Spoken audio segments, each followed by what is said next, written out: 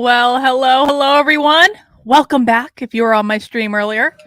Oh god, I almost just spilled water. Why is it always during happy hour I spill something on something? It's like, and I'm also wearing a light sweater today, so it's like I'm definitely going to spill something on something before this stream is over, I'm sure. But guys, welcome to happy hour. We made it. We made it through another week. We are here. We are ready to go. And I'm really excited about today's happy hour. During happy hour every week on Fridays at 3 p.m., though it's going to be changing in the new year, we watch a woke training of some sort. We comment on it. We play games. We make fun of it. We mock it relentlessly as it deserves. We treat it with the exact right amount of righteous indignation with which it deserves. I also drink some beer or wine or occasionally sake. But I'm in a beer mood today. We're going to talk about the beer in a second. Don't you worry. So today on Happy Hour, we actually have the second part of a presentation that we started last week. Now, those of you who joined for Happy Hour last week know that we had started this series of academics talking about critical race theory. We got most of the way, or at least partway through the first training. I decided to just skip over the rest of the first training and do the second training. Honestly, because I think it sounds more juicy. In the second training, they are directly taking on de-centering whiteness. Let's read what it is. In part 2, recorded just a month ago, the presenters unpack 4 central myths and attacks being used by political and social opponents that seek to demonize and misrepresent critical race theory and to center whiteness. Whiteness is defined as a false ideology that infects people of light skin, which in turn supports a system of white supremacy and anti-black racism. The various components of the fallacious arguments against CRT are discussed in comparison with the realities of what CRT is and is not. We frame these attacks in an understanding of a systemic weaponization of the straw man fallacy. The presenters assert that critical race theory is a powerful diagnostic and research lens that is essential to our pursuit of justice and oneness. I mean, I can't pass that up. Now, Progressive Rising, you do want me to do a Kate Slater one. I did look at the newest Kate Slater podcast earlier today because I was considering doing that today. It looked like they were just gossiping. It looked like they were just sitting around and having a chat, but they weren't really talking about things that are of our interest. And so I could be wrong about that. I just skipped around a little bit. But I didn't really see anything juicy in it. And so I was kind of like, I definitely want to get Kate Slater back. Don't get me wrong. I do not want to let Kate Slater off the hook. I'm not done there yet. I just didn't see anything in that particular podcast though that I was like, oh, that'll make a good happy hour. So I decided to do this one, but we'll keep an eye on it. Don't you worry, Progressive Rising. I appreciate you sending in suggestions. Now, guys, we do have some orders of business before we get started. The first order of business is I want to make sure that everyone is subscribed to my second YouTube channel, which is called Actively Unwoke. This is where Happy Hour is going to be moving to in the new year. Okay? So it's youtube.com/activelyunwoke. The link should be in the bottom somewhere. And the reason I'm building out a second YouTube channel is on my primary YouTube channel, I'm going to start shifting the way I do content. I'm going to still do news and stuff. But I really want to segment out the content about fighting back against woke insanity in your lives, just because I think it's going to make everything easier for everyone. There are new topics that I want to explore on my main channel. You guys know I really want to get more into spirituality and like life coaching stuff, which is what I'm really good at. And it's not to say I won't talk about the news and like other things that come up that I find interesting, because I'm definitely planning on doing that. I just want to be able to like diversify the content on my main channel and really focus in on the unwoke stuff on the second channel. So that's kind of what I'm doing there. Please make sure you subscribe to the second channel. Right now, I'm broadcasting on both my main channel and my second channel, but I will be broadcasting Happy Hour exclusively on my second channel in the new year. I made a pledge. Please educate me, emphasize, about the pledge that I made and allegedly broke. Man, People on the internet are nuts. Another thing that we want to make sure we do before we get started is we want to download our Unwoke Bingo cards. Unwoke Bingo lets us to, it allows us to make sure we're paying attention, amusing ourselves during the presentation today. Every Unwoke Bingo card is different. You can get it in the description below the video. You just click Generate Card. You're going to get a free square in the middle, and then we're going for lines or we're going for corners. Make sure you're paying attention throughout the presentation because I might change the rules during the session, or I don't really change the rules, but I might give you freebies here and there. Every single time Chris Rufo is mentioned in a presentation, we get a freebie. So just make sure you're paying attention. And if someone gets bingo, just shout it out in the chat. You don't win anything, but it keeps us all entertained. You get bragging rights. And what I really want to do is I really want to get a blackout bingo. I want someone to get a blackout bingo. We have yet to get a blackout bingo on this channel. After someone gets regular bingo, then we'll go for blackout bingo after that. It could be a good day for it. So make sure you get your Unwoke Bingo card. And of course, make sure you are joining me in my locals community. Locals is the best. My locals community, I really do believe this. I'm not blowing smoke, man. I think I have the best community on all of locals. Many of them are watching here today. I love and value them. We have the best time together. We do Zoom calls. We do book club. We do craft and bitches. We help each other. We support each other. The people in my locals community are the very best people in the world. No trolls allowed. No nonsense allowed. No canceling allowed. None of that is allowed in my community. And so if you want to come and join, you can join us at kb.locals.com. Bing. Or it's in the ticker. It'll be on the ticker for the presentation. Or you can become a supporting member of my locals, which really helps to support the work I do. I'm trying to get 100 new supporters in my community by the end of the year. We're up to like 30 some odd this month. So we actually could get to 100 new supporters in the community by the end of the year. I think it's a very doable goal. In order to become a supporter, you got to get a little skin in the game. It comes in at $5 a month, less than a cup of coffee at Starbucks. You can do it at $50 for the year, which gives you 2 months for free. Or you can make a one-time gift if you are so inclined. Like, look, Les Mordor says, oh, it's going to come up. Hang on. I see it in one avenue, not in the other. Why is the chat? Okay. Les Mordor says, locals is so cheap. It's almost free. Great value. What you're going to get when you become a supporter in locals is you're going to unlock all of the features of the community. You're going to be able to get on Zoom calls with me and other community members twice a week, even more, because I'm going to actually be adding more stuff in the new year. I just announced the schedule yesterday in the community Zoom. So we're going to be doing a lot of stuff in locals. I would love for you to join us. At least join as a free member. Listen, you can sign up at kb.locals.com as a free member, get in the community, see what's there. You're going to get to watch videos ad-free. You're going to get to learn other things.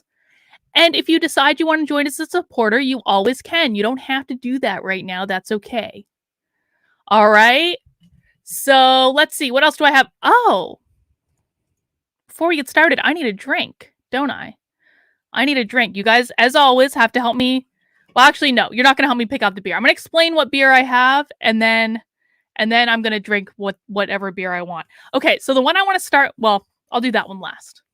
I'm very excited about this one beer. I want to start with it first. But so I have a couple different beers. I've got Java the Nut, which I really liked. This is how I feel after being on Twitter. That guy's how I feel after being on Twitter. I'm going to save this can. This is a chocolate and coconut porter. I am a big fan of coconut stouts, coconut porters. I think they're really, really good. Then I have no idea how to pronounce this at all. Actually, no, Watchstander. That's not that hard. Watchstander Stout. Which I basically just got because it was a stout, to be honest. I was like, what did it say on the can? It said, roasted and malted millet, buckwheat, and brown rice deliver coffee, toasted marshmallow, and rich chocolate flavors straight from the dark side. Well, rolled oats contribute a fluffy and satisfying mouthfeel. Now everyone can safely explore the shadowy side of craft. I like when they get so artsy with their definitions of beer. But the one I'm going to start with, the one I'm really excited about. And guys, just so you know, I usually do not get through all 3 beers in a single sitting. I maybe get through 1.5, but you want to bring multiples up to the office to have variety. The one I want to start with is this. Look at this. It's time. We are like a week away from Christmas. Holiday sauce. A golden stout that is inspired by eggnog. Isn't it perfect?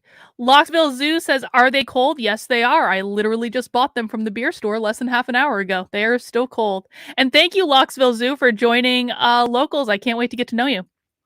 So this is the one I'm going to start with, is this golden stout. It's supposed to be like eggnog. We'll see. And of course, if you're drinking anything fun and fancy on this Friday afternoon, please chat it in. Let us know what you're drinking. You can drink coffee, tea, water, something stronger. Ooh, look how pretty. Look how pretty that is.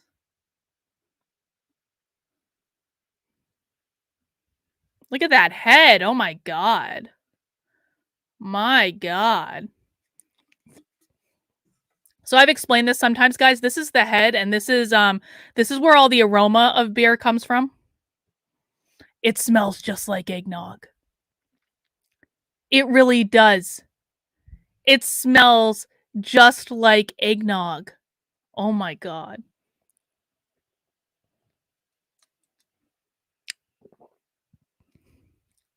It tastes like eggnog.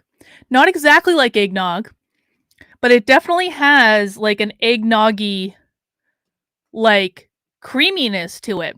It's good, man. It's good. I'm satisfied with the selection. If you've never been to a craft beer store, go, like, if you don't think you're a beer person, just go to a craft beer store, try some stuff, man.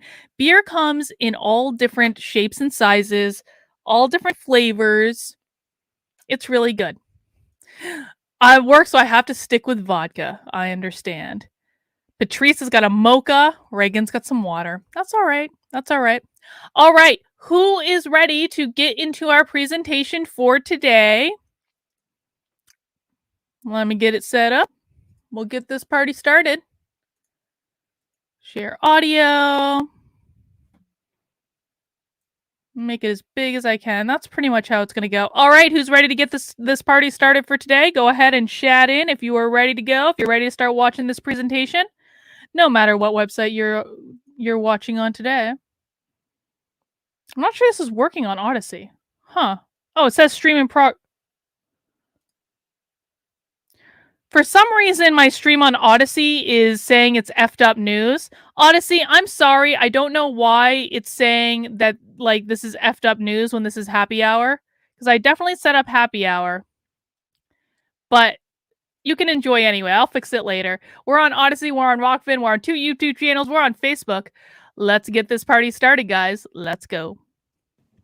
Now we're good to go.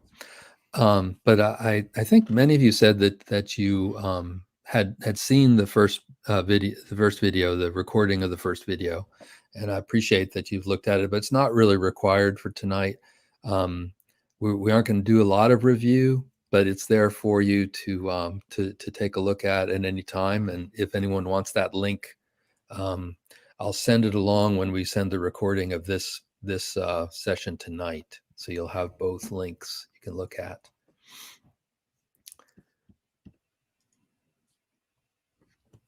Okay. So tonight's title is Attacks on Critical Race Theory Centering Whiteness. So obviously we have a direction that we're going with here. So we want to go over what kind of attacks have emerged on the critical race theory components, and how those are kind of being waged against it in schools and school boards and in classrooms around the country. It's a pretty big deal going on for the last couple of years. First, we do want to acknowledge the land blessing. That we all stand on. Land blessing. We're on this call from West Coast to East Coast. Congratulations if but you have a land every blessing. spot Bingo of the square. land The that we're land on blessing in this is country, in tricky. this continent, We don't has always been get a land stolen. blessing these days. And the peoples who originally inhabited these spaces have been pretty much ravaged in a Holocaust, and we need to acknowledge them, and we need to think more than just recognizing the tribal groups, the indigenous people that may have been in our particular spot. We need to think about what we can do in terms of atonement for that. In So terms of beyond just atonement, recognizing the land, Yassine and I have thought it's important too to think about what can we do. like it's like these people want like a blood atonement for this stuff. It's so I've never heard them use the word atonement with land blessings except in these crazy presentations. To atone for that that Holocaust, which is really what colonization has been. They get to throw the term Holocaust around. I make a So spiritual point. in I get review, fucking and canceled. God damn really, it. if anyone has a question, That's how useless you can. conservatives I are right can't here. really see everybody while I'm showing the screen, so maybe Dawn can help me if somebody puts up their hand, and you can tell me, Dawn, if you have a question during this at any time. Please just let us know. Stephen, great point. Atonement is a religious word. The four great point. Tenets of critical race theory that we went over last month are right here in front of you. That race is a social construction.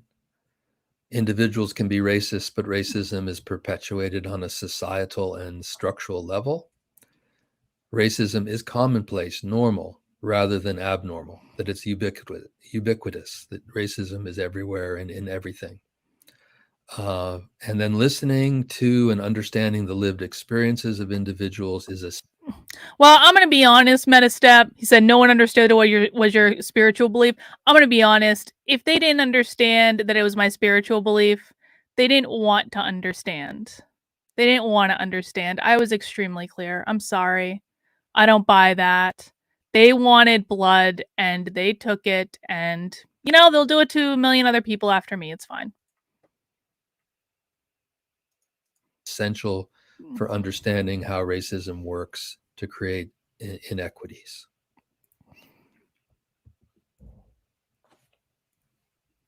Would someone like to read this one? Short quote.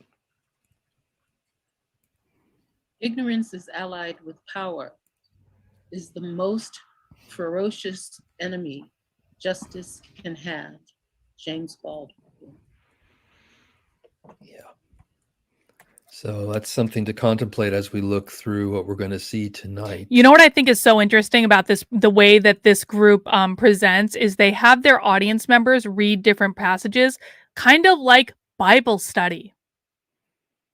Doesn't it remind you? I don't know how many of you have like done Bible study or like spiritual study like that.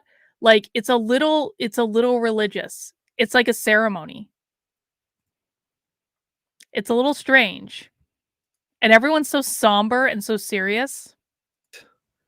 Because I think the element of power is present in most of the attacks on critical race theory, but also the element of ignorance is also very clearly there. Yes, we are all ignorant. You caught us. We're all ignorant. That we may be dealing with here. Oh, they're dealing with willful ignorance now. We want to start out with talking a little bit about the straw man fallacy. Yeah, I'm very familiar with the straw man fallacy. I'm extraordinarily familiar with the straw man fallacy. Attacks on critical race theory. And straw man fallacy is substituting a person's actual position or argument with a distorted, exaggerated, or misrepresented version of the position of the argument. So, in a nutshell, that's the meaning of straw man fallacy. But we're going to look at a couple of videos here that I want to show you. Oh, we're going to learn about straw man fallacy. Okay. But just to give you a little idea about what it is. Can we see those, Dawn? Hi, I'm Joseph Wu, and I'm a philosophy graduate student at the University of Cambridge. In this video, thank you, Stephen. I appreciate this. An informal fallacy that comes up all the time. Let's start off with an example to see how it works. Suppose my friend Maureen presents the following argument. Premise 1. Advertisements for beer encourage underage drinking. Premise 2. Underage drinking often has negative consequences. Conclusion. Therefore, advertisements for beer should be banned from TV. So, son of Sir Alex makes a really good point. This also sounds like a 12-step group. I've never been in a 12-step group, so I wouldn't know, but I appreciate that perspective. It all starts with admitting your weakness and your complicity in a central wrong. I think that that's really, really fascinating.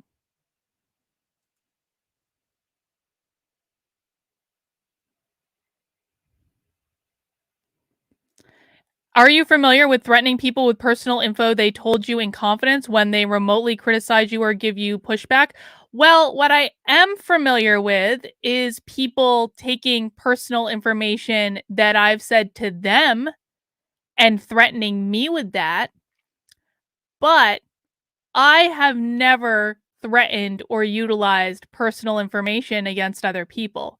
And if that's the implication that you're implying, then I would ask for an example of when I've done that. But I have had a lot of people releasing things that I told them in private. I'm not doing that. So, trusted flagger, if you want to give me an example, you're more than welcome to. Otherwise, GTFO. And let's say I respond with the following objection. Well, yeah, but people will never give up drinking beer. They've been doing it for ages. Is this a good response to Maureen's argument? No, because Maureen never claims it would be a good idea to give up drinking beer. That's not her argument at all. In this scenario, I am stating emphatically that people who have said this are lying. And if they aren't lying, then they can provide a really clear example. I'm sorry, guys, to detract from the presentation, but I feel like I need to address this.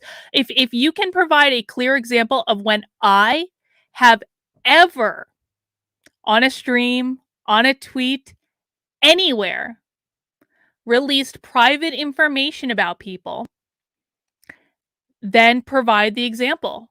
But I can provide multiple examples of when the people who said that I was doing this were in fact doing this to me.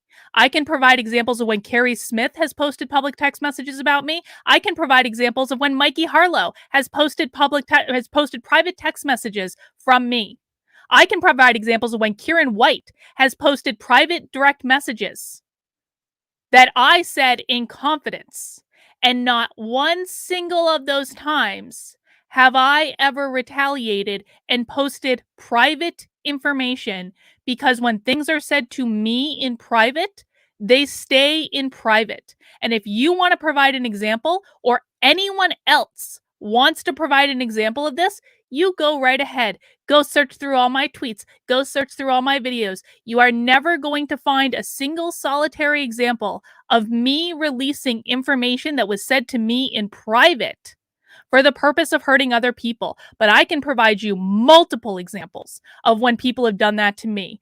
That is projection. That is what projection looks like. Provide proof or GTFO. Fallacy, since I've attacked a position that Maureen never advances. The straw man or straw person fallacy occurs when an opponent's position is misrepresented in order to make it easier to critique.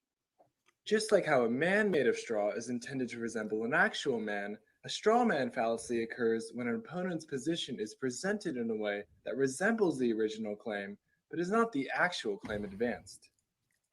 We'll keep going back and forth. I'm sorry, guys. I need to address this if people are bringing it up. Mike Harlow is a liar. Anyone who knows Mike Harlow in person knows he is a liar.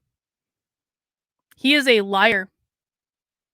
And even with him lying all over the internet about me, you still cannot find not one instance when I have publicly revealed private information. So if Mike Harlow wants to make the claim that I publicly revealed private information, he can show some fucking receipts. Mike Harlow has actually released private information from me. Mike Harlow has actually released private information from me that he took out of context and did not provide full context around what was said or why it was said. But you come back one more time, dude.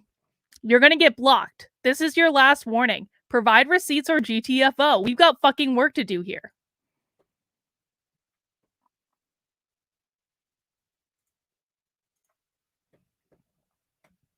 It creates the illusion that a position has been refuted or critiqued by switching out the original position with a different one. To see this more clearly, consider the following two claims. Advertisements for beer should be banned from TV. This is Maureen's original claim. People should stop drinking beer. This is my portrayal of Maureen's original claim. And these are two very different claims. Maureen only endorses the first one based on our conversation. However, my objection is to the second claim, which is much easier to refute. This is because the second claim is a very extreme view. It would take a lot of good arguments to convince others that people should stop drinking beer. But in our argument, I have improperly attributed this extreme view to Maureen, and then proceeded to attack it. Since this claim is much easier to refute than her original Dr. claim, Land, exactly. I have committed the strawman fallacy. Like, people don't want history to be taught. The general structure of strawman fallacies goes like this. First, person 1 advances position X. Second, person 2 presents a distorted version of position X. I mean, at some point, I have to feel like the fact that not a single person can actually provide evidence of me ever releasing private information, because I never have. But I'm going to be honest, man, like, it has crossed my mind. I'm going to be honest. If I'm going to be accused up and down the internet of things I didn't do and things I didn't say, maybe I will just start talking at some point. I don't know. Maybe I will write that tell-all book. Who knows? But as of yet, I haven't released shit. They have. I haven't.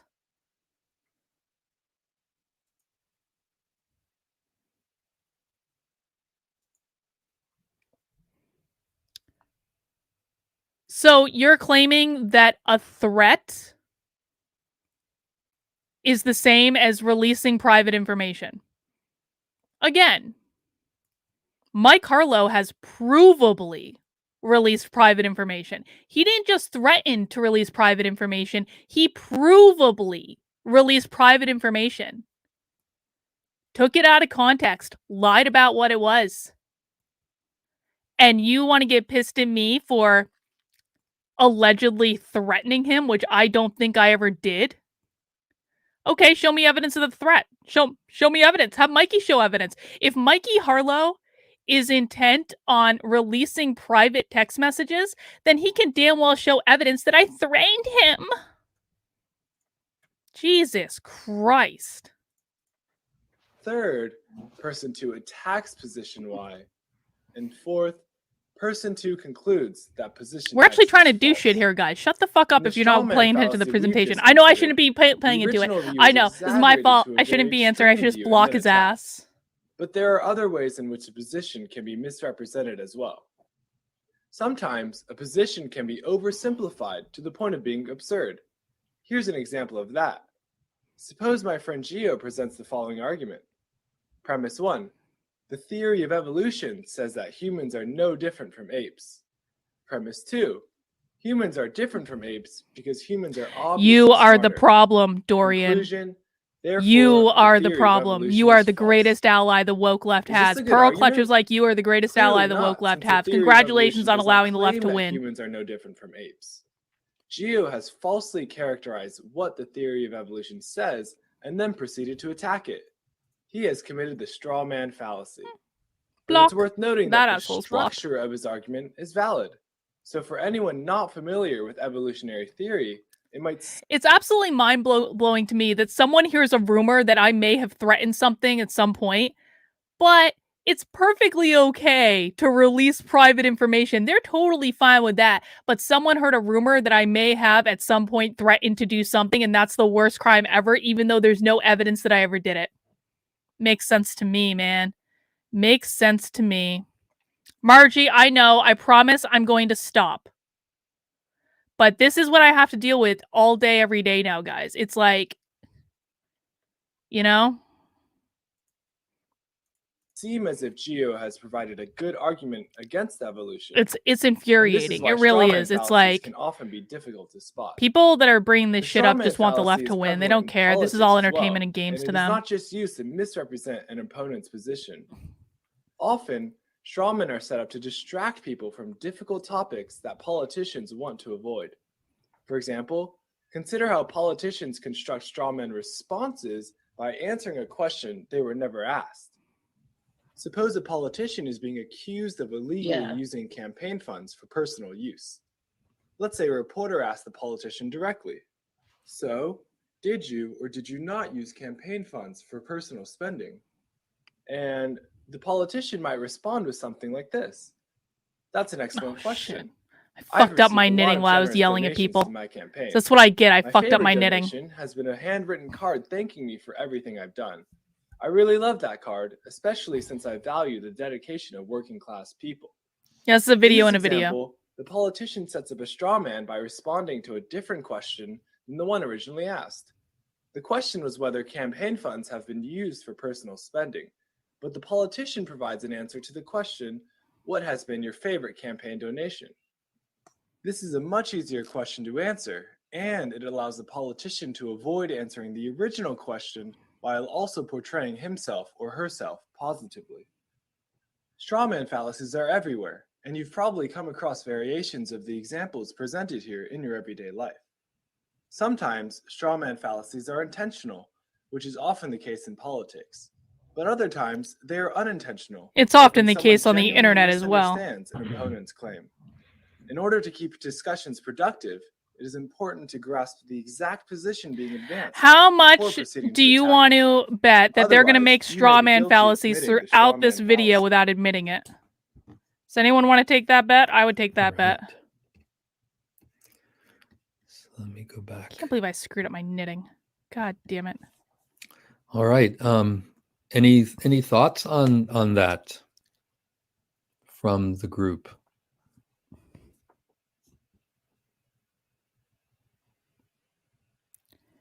Nothing. No. Okay. Board up. Any responses to the straw man fallacy, the concept?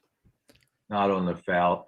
It usually has to be a misrepresentation that's based on something that's actually there. Mm-hmm. Because the other day on PBS News, one of those Congress critters called critical race theory Marxism or return to Marxism. And I don't know what the connection would be if it's a straw man fallacy. I don't know what the Yeah, and I think as they said here in this one of those Congress critters called critical race theory a return to Marxism, and I don't know what the relation would be. Guys, who knows what the relationship between critical race theory and Marxism is? One of those Congress critters. I'm going to call all congressmen Congress critters from now on. Yes, critical race theory is a return to Marxism. Congratulations. Straw man right out the gate. Exactly. Let's hear what the response is. No, critical race theory is not Marxist at all. explanation, let me just move to the next slide, sorry, is that, first of all, you have to realize what is the question at hand here. Critical race theory came from Marxism. That's right, Metastep. What would you say the question is? The question is, how do we want to teach our children, right? Probably that's the original question that we would maybe present about this. And the opponents, or at least the those that are trying to misrepresent critical race theory are presenting an argument that really is not what the original question may have been. Do you guys see what's on the screen right now? Yeah, exactly, Julie. Julie sees what's on the screen. Whiteness is an overarching disease. Racism is a symptom of the disease of whiteness, white supremacy, and white dominance. Wow. That's not a high. This is a straw man right on this slide. Wow. Yes. Gaslight me harder, daddy. Guys, mount that like button while you're at it, please. Or maybe the question could be, how should we teach our children about the history of America? what should we do to teach our children about racism and slavery and the discrimination that has occurred in America. So it's I think if you'll just kind of keep that in your minds as we go through the arguments tonight. He didn't actually answer the question. I think maybe at the end we can start to unpack, well, how would this maybe have been a straw man? But we wanted to present that concept to you to begin with. And it's interesting, we have another quote or two, one later, where Frederick Douglass actually talks about the same concept being used in the 1860s. We wanted to talk a bit about whiteness because we did title this presentation, Attacks on Critical Race Theory Centering Whiteness. So it's our feeling, Yassine and I, that the reason that there's an attack on critical race theory, the reason that this big kind of boogeyman has been, the boogeyman could be another way to say a straw man, has been raised in the country, is because of this. There's a concern about how we discuss race and particularly whiteness. I think it's been seen as an attack on whiteness itself. And so that's why we feel like these attacks are centering whiteness. And as we go through it, you can tell us if you agree. So I just want to point out that back in June when I made the Stop Saying Critical Race Theory is Anti-White video that got me attacked by the white identitarians and then canceled by the conservatives, this is exactly what I was afraid of.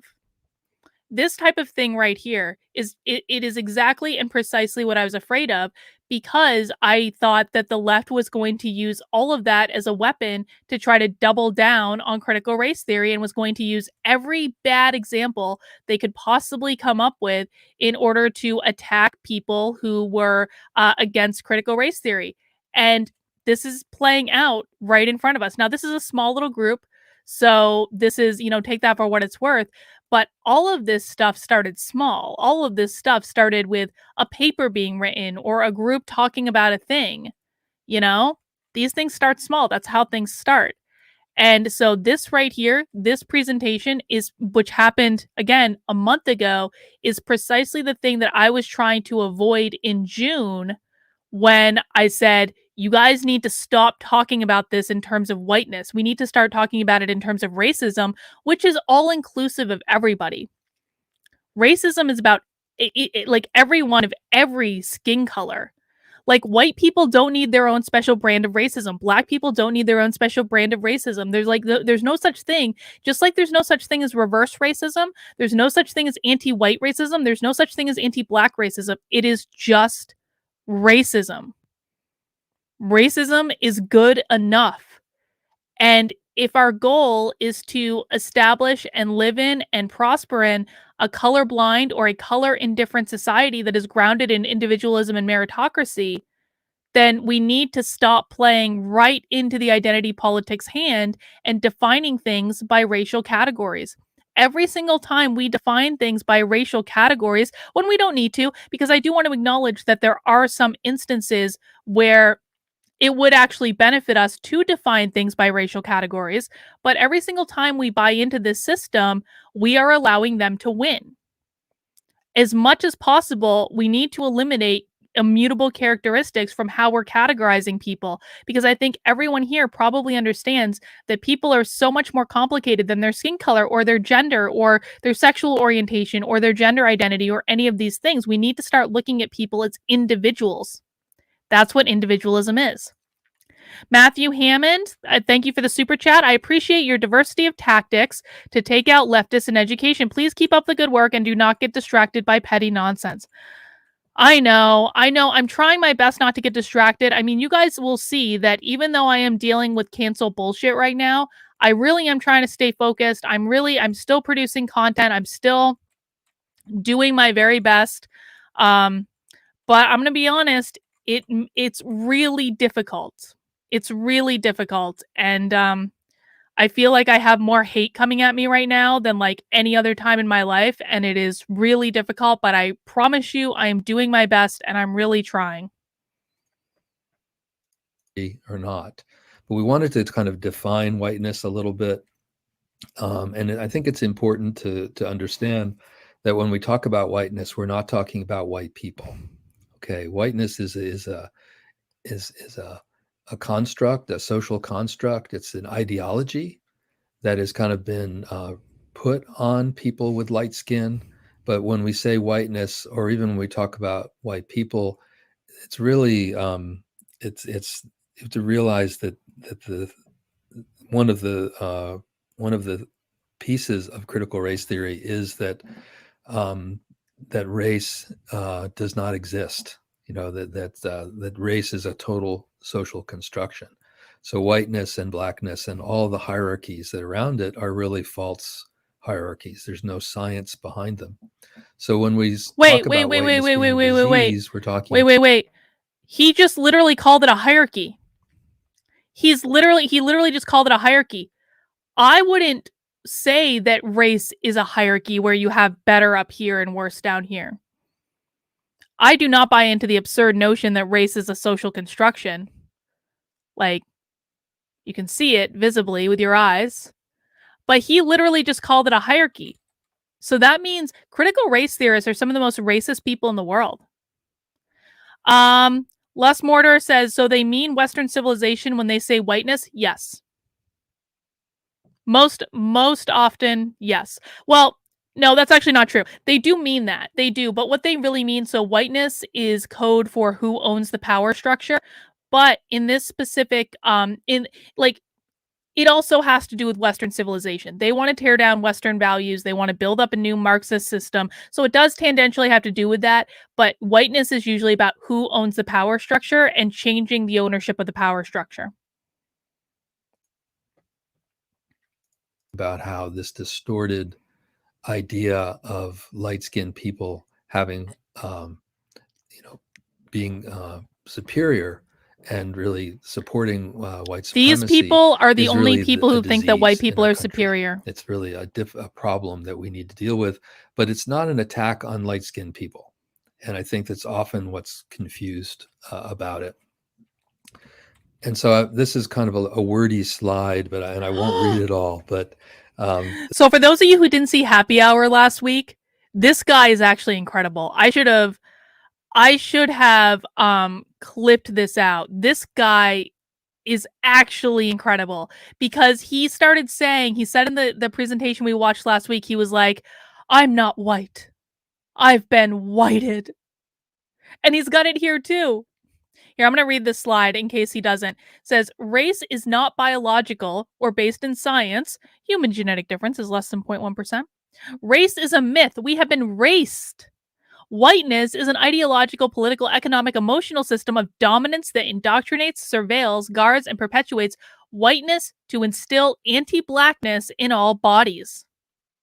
Isn't the use of bodies interesting there?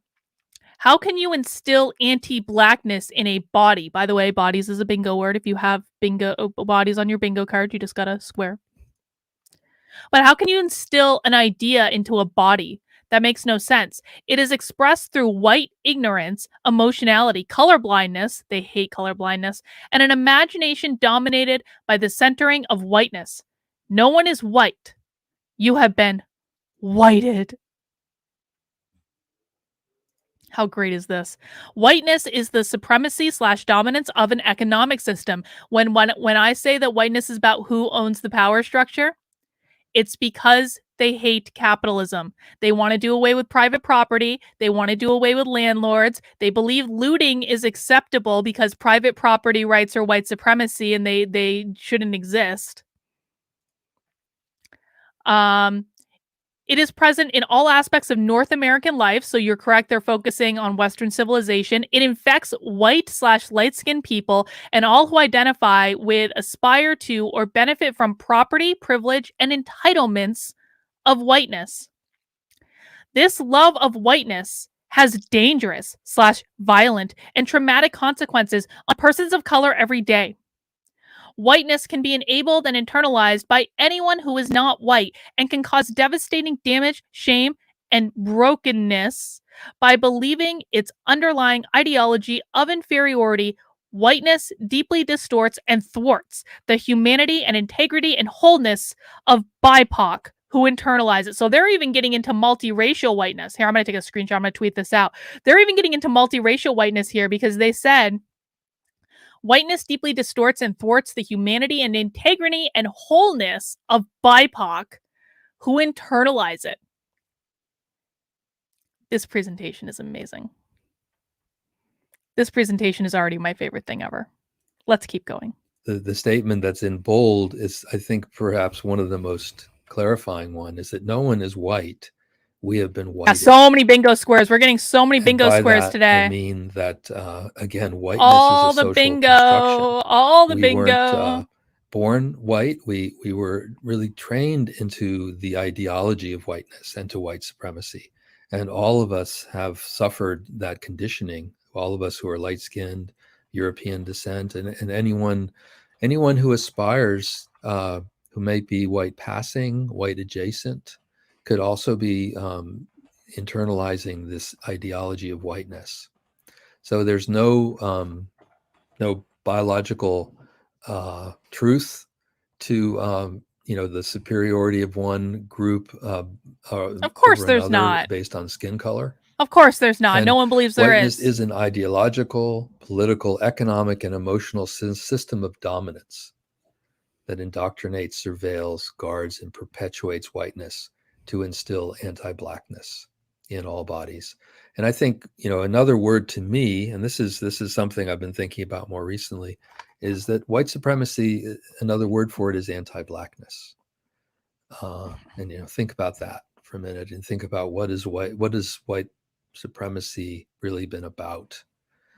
And so we wanted to kind of hit these concepts a little bit before we go into the attacks on critical race theory, because it would be good to, again, keep in your mind both the straw man fallacy, but also how do these attacks center whiteness?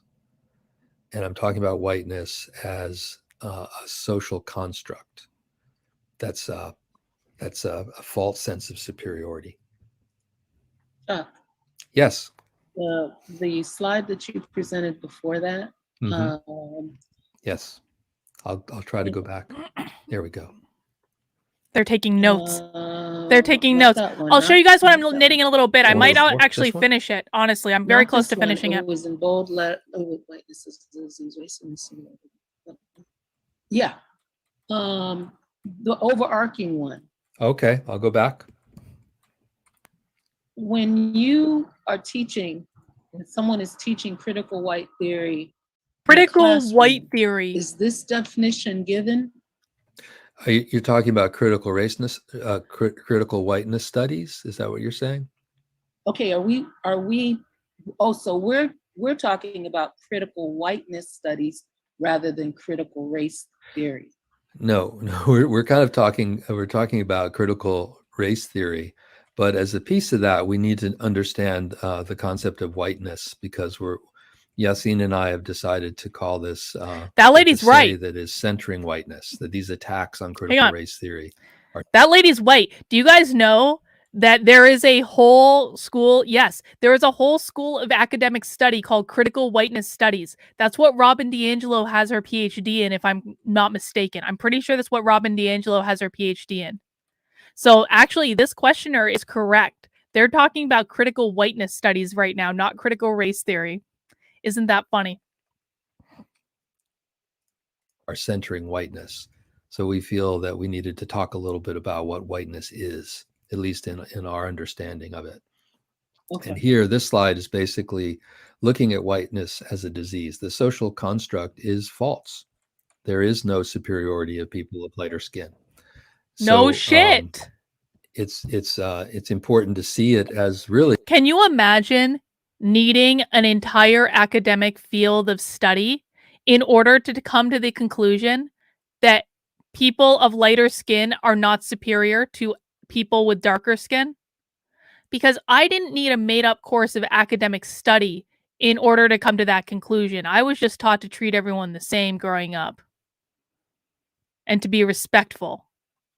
This is what he's saying. It's like, we have just discovered that white people are not superior to all other people. Oh my God. These people are some of the, like, the leftist, man, progressives, they truly are. And I really do believe, like, this guy actually to me sounds like a well-intentioned person. He's one of those people who thinks they need to do this in order to be a good, nice person.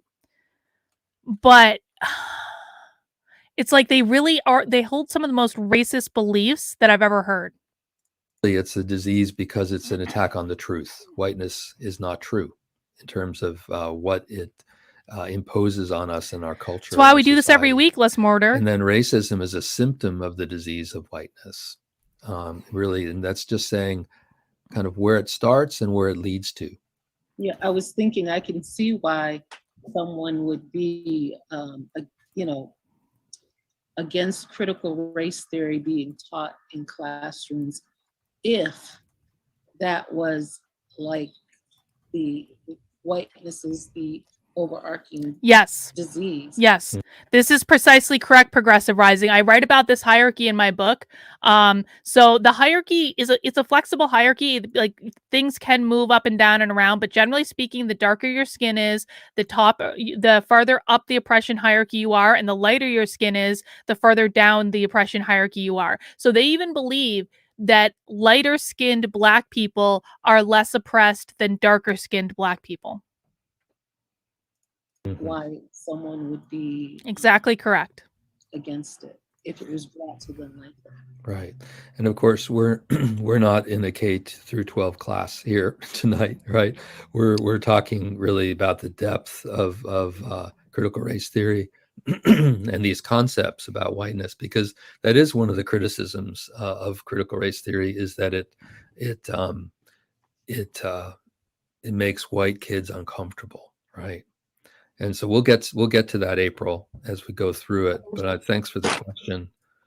You know what? So this is a great question in the chat. Joe Judai says, if race is socially constructed as gender, apparently, why can't people identify as any race that they want? You know, I think that this is a great question, to be really blunt with you. I was actually thinking about, guys, what do you think of this idea? I was thinking about reaching out to Rachel Dolezal and trying to have her on the channel, which I know is a little bizarre, but actually, first off, I actually feel really bad for her. I feel like she got canceled so horribly for something that, you know, based on the rules they have today, she probably would have been in a different position for. And I feel like she's suffered a lot just for being who she wants to be. And I don't agree with the whole transracial thing. I think that's dumb, but she's living the life she wants to live. She actually is a good artist. She's not the worst artist in the world. I was looking at some of her art the other day. But maybe I'll reach out to her to try to have her on the channel, because I really do feel like I feel for her. She has struggled a lot, and I don't know, you might not agree with her lifestyle, but I think that the perspective she has is probably very interesting. On that, and let me see if I can get it. Yeah. And welcome, Rita. I saw you just came in. Thank you. Hi. Thanks. Glad you can make it. And, you know, kind of relating to the concept of the fact that this is a social construct, and is James Baldwin's statement. It's up to you. As long as you think you're white, there's no hope for you. As long as you think you're white, I'm going to be forced to think I'm black. So hang on. I'm sorry. I just need to take this. I need to take a picture of this. Holy shit. Wow. It's quite a deep quotation. Yassine and I talked about whether we wanted to include it here, because that's like a whole evening of discussion. But we wanted to put it here to plant a seed to be thinking about just that race and whiteness and all the hierarchies of kind of racial construct are false. They are not real. They are not real. They are ideologies that have been placed on us. So here we go. We're going into the myths, the components, and the truths. And this is how we kind of split it out. I'm not going to talk through this entire slide. And Yassine and I agreed that we're just going to show you this slide. And in each of these 4 myths, we're going to pick one of the components. Oh, look at that. They're parroting the white supremacist stuff. But this slide is kind of a more comprehensive look at the different components of the myths and really the countering of the myths that, as far as Yassine and I have researched on it. So that CRT is Marxist and anti-capitalist, that it's anti-American, that it's anti-white, which is kind of what you were referring to, April, and that it's taught in K through 12 in school in K through 12. So I'm not going to stay on this this slide anymore. We're going to kind of go into each myth and talk about that in a little bit more detail. So here's myth 1, CRT is Marxist and anti-capitalist. And I think, Joe, you may have mentioned this when we were talking about the straw man stuff, that this is a big argument that is placed, and you can see a U.S. senator's picture here who has been very, very vocal against CRT. And the video, I'm going to show you a little clip of this video, not very much of it, a couple minutes. But this video was made by... If James Lindsay gets mentioned in this presentation, you get a free square. You don't get a free square for Ted Cruz. If Chris Rufo and or James Lindsay get mentioned in this presentation, you get a free square. I reserve the right to change the rules of bingo at any time. By Ted Cruz and an organization that was aimed at people running for school boards around the country. So it's about an hour. The full video is about an hour, and it's meant to educate people so that they can argue in their campaigns and to get on school boards, of kind of using it as a wedge issue for election on school boards, which we've seen. We saw it right here at Ashboro, and some of you may have seen it happening in other places. No free square for Ted Cruz. But they're pretty effective and pretty thorough in his attack of critical race theory in this video. Before I look at the video itself, though, it's interesting that none of the founding theorists of critical race theory were Marxist, and that's kind of a claim that's made by attacks on critical race theory. Marxism may have been. You could find some of the people who started critical theory, which was really the earliest ding, theory. Ding, ding. Critical theory then was picked up and kind of. So critical theory might be Marxist, but critical race theory, no. That has just nothing to do with Marxism at all. Dude, critical race theory is under the umbrella of critical theory. If critical theory is Marxist, that means that not only is critical race theory Marxist, critical gender studies is Marxist, critical queer studies is Marxist, critical disability studies Marxist, critical fat studies Marxist. If it's under the umbrella of critical theory and you just admitted that critical theory comes from a Marxist background, then it would stand to reason that everything under that background is Marxist philosophy. Modified into critical race theory, but as far as we know in our research, none of these theorists were Marxist. Wow. And then this idea of critical race theory attacking capitalism. It's okay, Emily. Lean into that. Lean into that inclination. It's fine. And you're among capitalism friends. As a economic system is not actually enshrined in the Constitution. Oh, it's a good thing you got it, because they took it down. That it is enshrined, at least in people's minds and in the power structures in the country that capitalism is. This quote, would someone like to read this Frankfurt School quote that's in the lower right? Origins of critical theory, Frankfurt School. Critical of both capitalism and Soviet socialism, there, the critical theorists' writings pointed to the possibility, a possibility often sought after today, of an alternative path for social development. Wait. And that comes from D. Held, Introduction. Wait. They literally have an effing quote from the Frankfurt School on this slide, and they're trying to deny that critical race theory is Marxist? The Frankfurt School is effing Marxist. My God. I don't even look into this stuff like James Lindsay does, and I know that much. How much cognitive, this isn't even cognitive dissonance. This is just like, you know what? These people always project. This is like the ironclad law of woke projection in action. Do you guys remember back at the beginning of the presentation where he said, these people, the anti-CRT people, they're just willfully ignorant about what's going on in the world around them. They're expressing it's willful ignorance. Dude, you literally have a quote that the origins of critical theory are the Frankfurt School, and in the same breath, you're telling us that critical theory is not Marxist. The Frankfurt School was a Marxist had practiced Marxist ideology. It was a Marxist school of thought. To critical theory. I'm sorry. I know it seems like I'm yelling at you guys in the chat sometimes, but I'm not. I'm literally responding to the video. I'm not yelling at you. I'm not being stern at you. I apologize if it's coming across that way, but like, I can't deal with this stupidity and be like, and not respond to it. I feel like I'm having a conversation with these videos sometimes. University of California Press. I know they can't talk back, but I kind of wish they could. So it's interesting to think that really they were looking they were, I guess you could say, they were critical of all economic theories that are out and active. They were just critical of all economic theories, not just capitalism. They were critical of everything. Attacks on capitalism as, for some reason, being promoting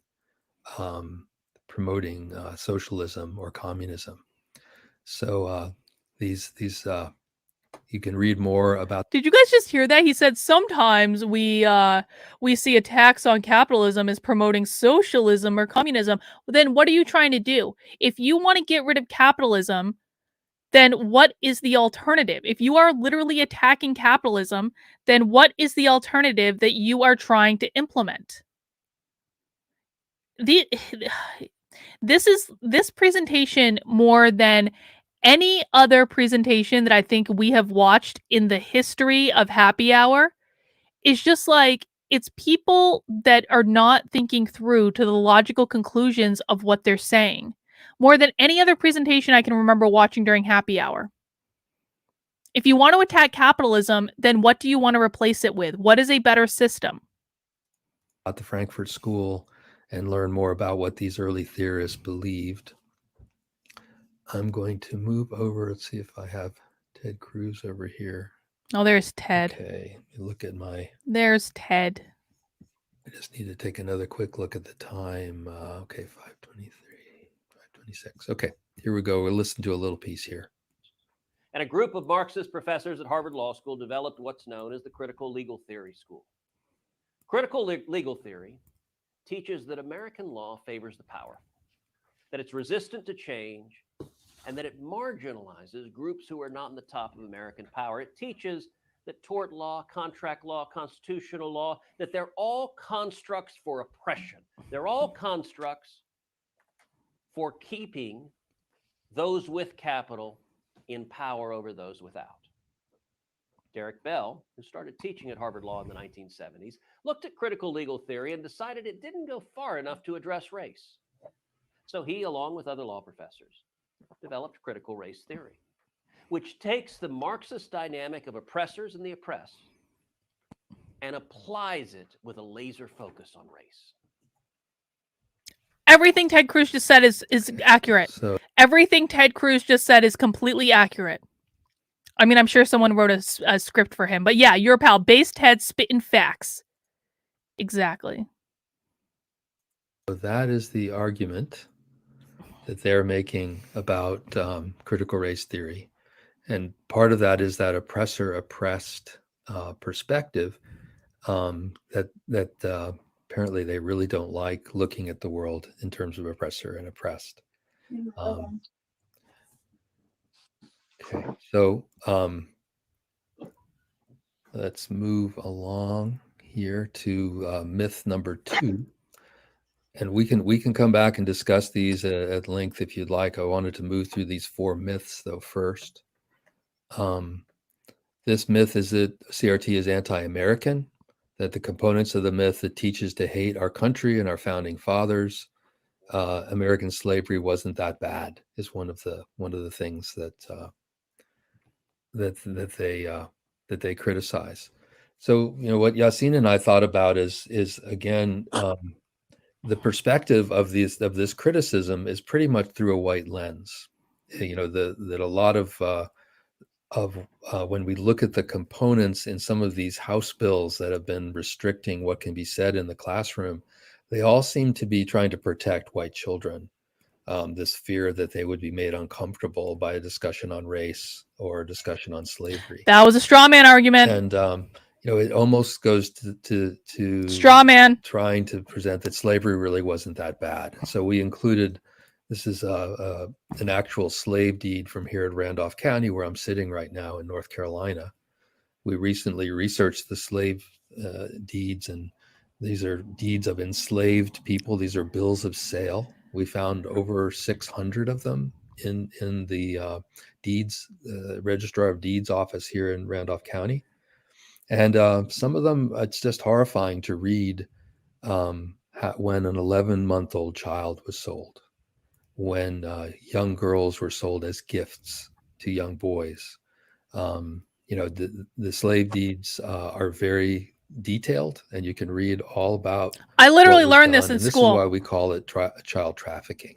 Did anyone else literally learn this in school? Because I did. I actually did a whole paper. I remember this. I did a whole paper about how light-skinned slaves were more valuable than darker-skinned slaves, because I went through all of the ads for like missing and runaway slaves, and I did like an analysis on them, and like the ones that specifically specified like lighter skin usually were offering a higher bounty. I wrote a whole paper about this in school. Did anyone else learn this stuff? Because I did. And they weren't teaching critical race theory. They were just teaching, like, here's what happened. You don't need to teach critical race theory to teach accurate history. This is one of the lies that critical race theory continually perpetuates, is that critical race theory is the only way to teach real history. And it is absolutely not. Because slavery was a form of child trafficking, which at that time was legal in the southern United States.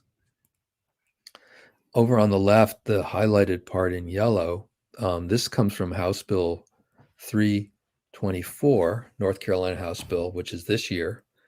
And it stated in the House Bill that public school units shall not promote the United States was created by members of a particular race or sex for the purpose of oppressing people of another race or sex.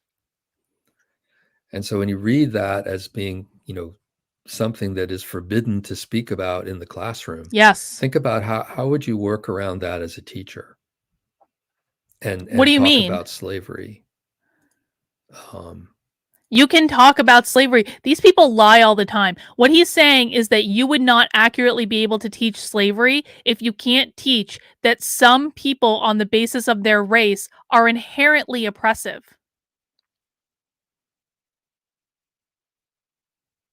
That's just a flat out lie. You can absolutely teach what happened.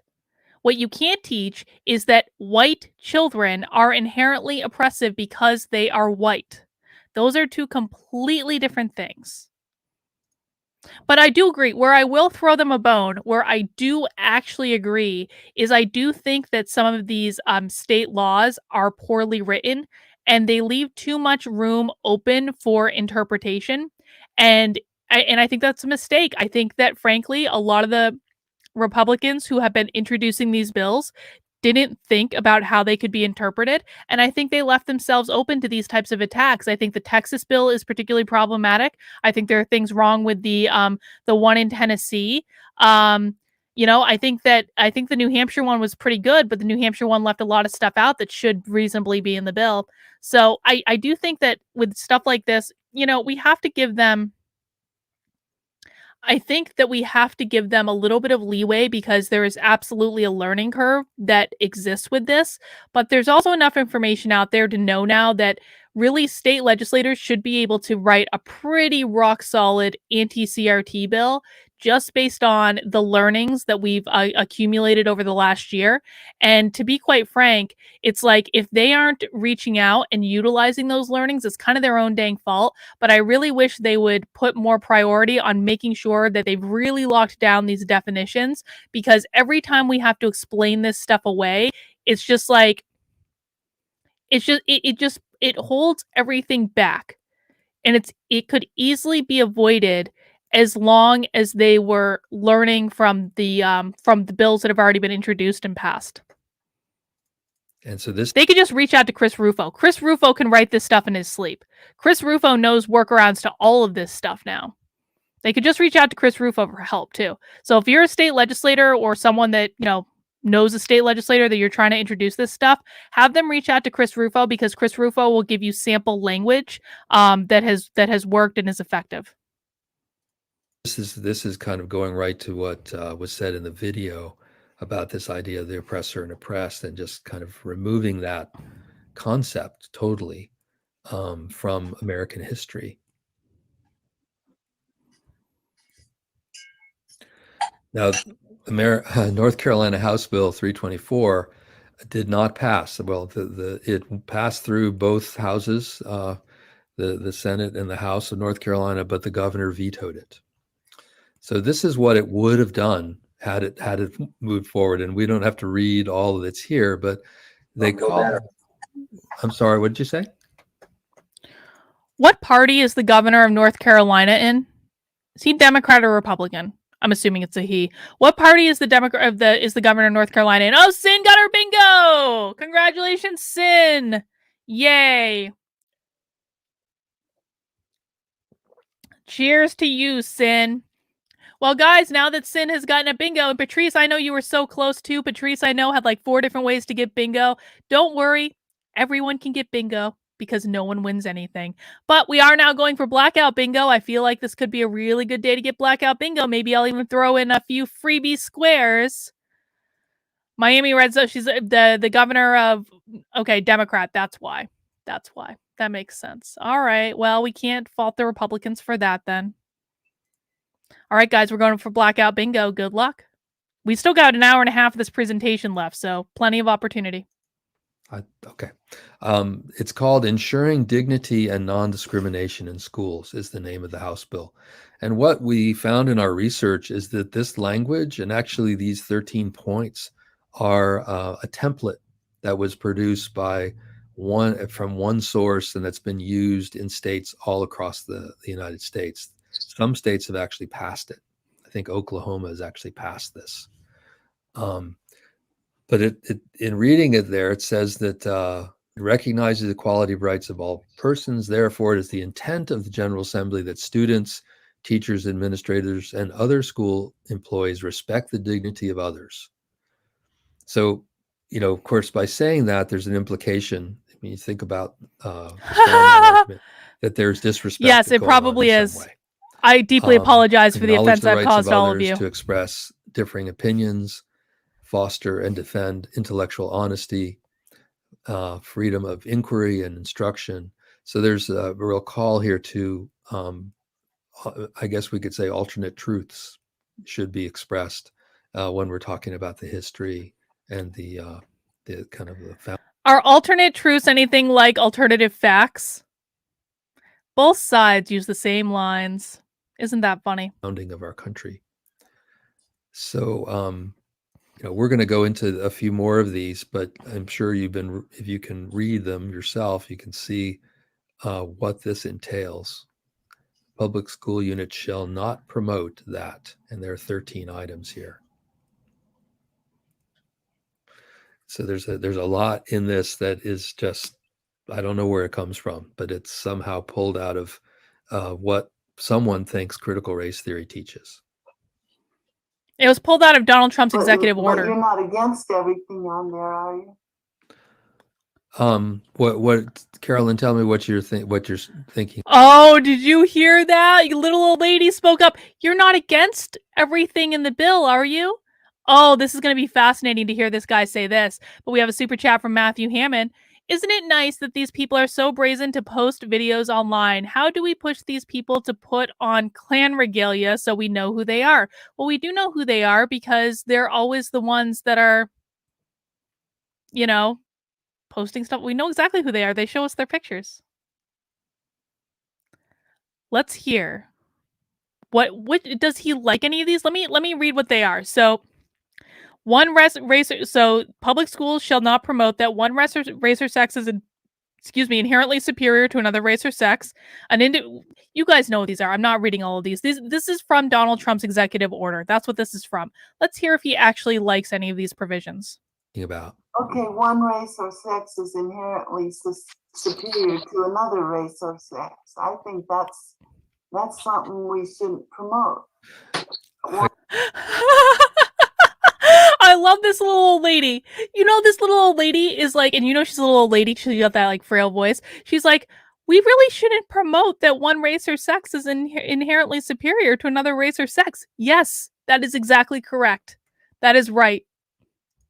Race or sex is, I mean, just in itself, I have no objection to that being something that we shouldn't teach. And that's a really good point, Carolyn. And the thing is that it's in the context of this attack on critical race theory. It's not that these things are all absolutely false and wrong, but there's an implication here that somehow critical race theory is teaching the opposite of that. I see. So this is if critical race theory isn't teaching the opposite of that, then why are you upset that it's being banned? If that's not happening, then why are you upset about it? Straw man. Yes, this is the straw man.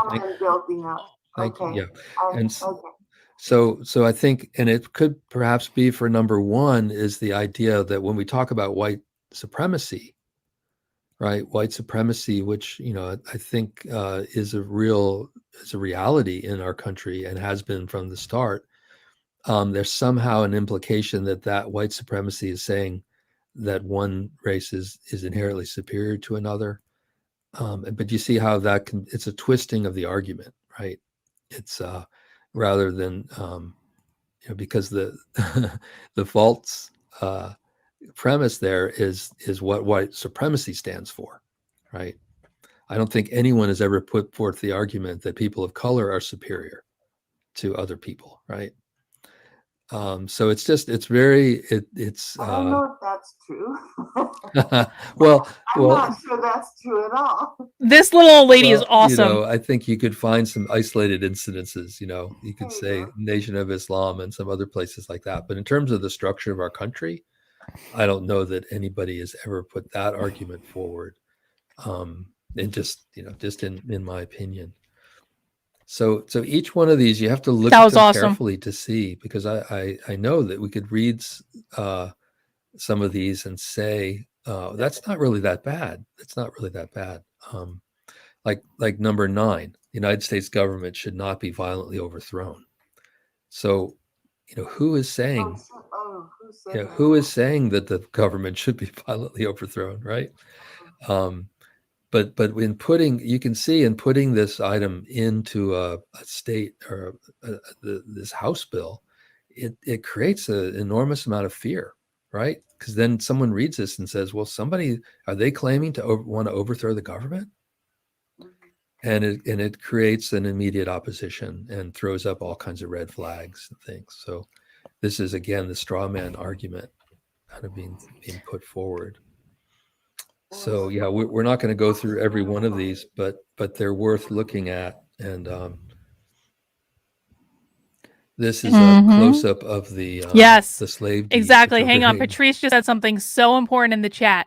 The power of one person speaking the truth in these meetings, that person could be you. Any single one of you, if you find yourself to be in one of these meetings in real life, you can speak up and ask questions just like that woman did, and you can play dumb. There's actually there's a list of questions that James Lindsay put out. Oh God, hang on. I'll get it in one sec. I wrote about it in my book. I created like a bit.ly URL or something. Hang on. Let me get into my bit.ly and see if I can find the URL I created. But he put out this tweet with questions. Hang on. Oh, it's anti-racist questions. bit.ly.com/anti-racist questions. Here, I'll chat it in. What the heck? Hang on. I'm not sure why I didn't copy that. Why that's not working.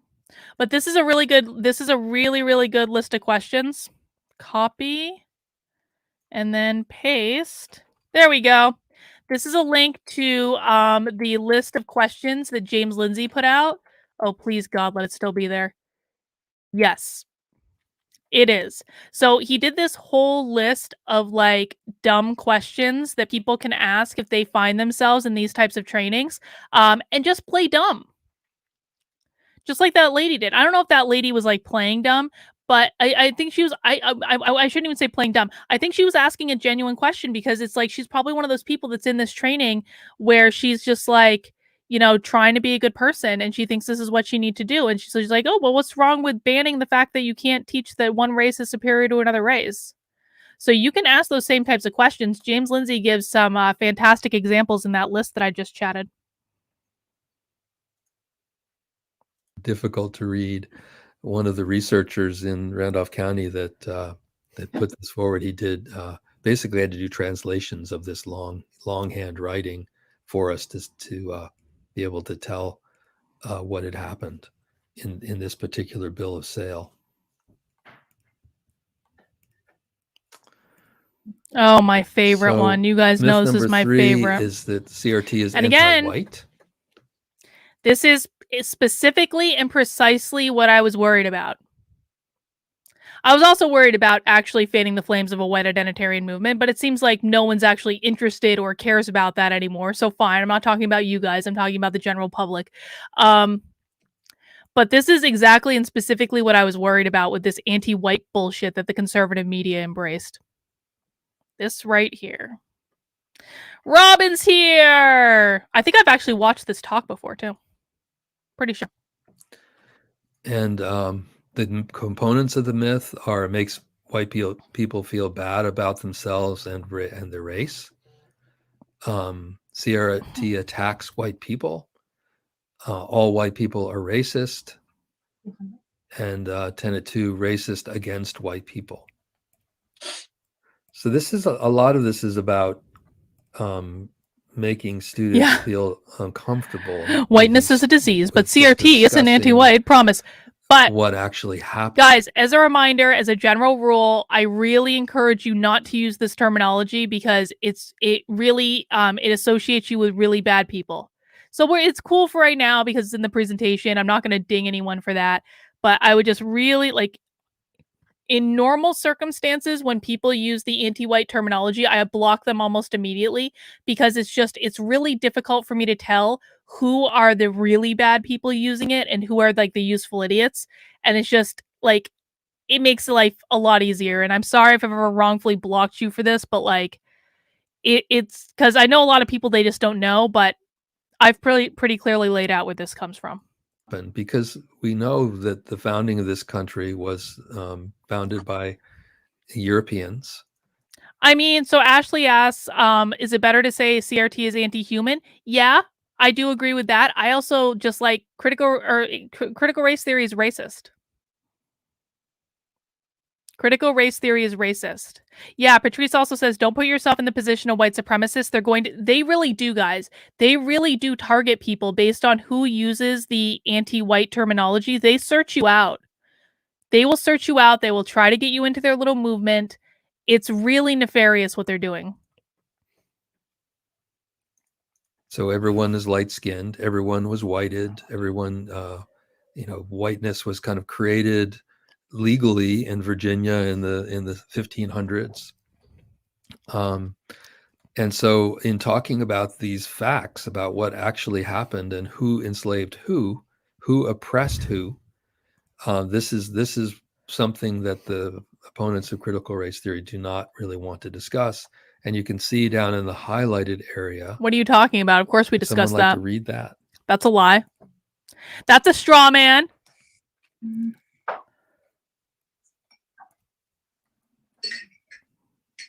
Anyone want to read that? I can. Any Okay. individual solely by virtue of his or her own race or sex should feel discomfort, guilt, anguish, or any other form of psychological distress. Right. So shall Matthew Hammond says, use Archive Today to archive websites, tweets, and other social media. Screenshots are not archiving. You know, Matthew, that's a really good point. I should probably do that. I probably should. For those specifically, because in case James Lindsay's Twitter account ever gets banned, I still do want people to be able to access those questions. So that's a really good idea. I should probably update that URL. Thank you for that. not promote that. Right. So again, I would ask, I did. what- I read part of Nice Racism. Nice Racism. I actually, hang on. Oh, here it is. Bing! Nice Racism is Robin DiAngelo's latest book. It's all about how white progressives are more racist than anyone else and that they think that they're not racist because they're white and progressive. So I read part of it. I didn't read the whole thing. I should probably read it at some point. There's only so much DiAngelo I can take. I'm already losing my mind. I'm already going crazy.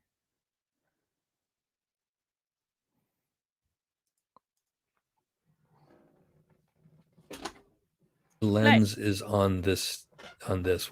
Who are they talking about being in psychological distress, discomfort, guilt, and anguish?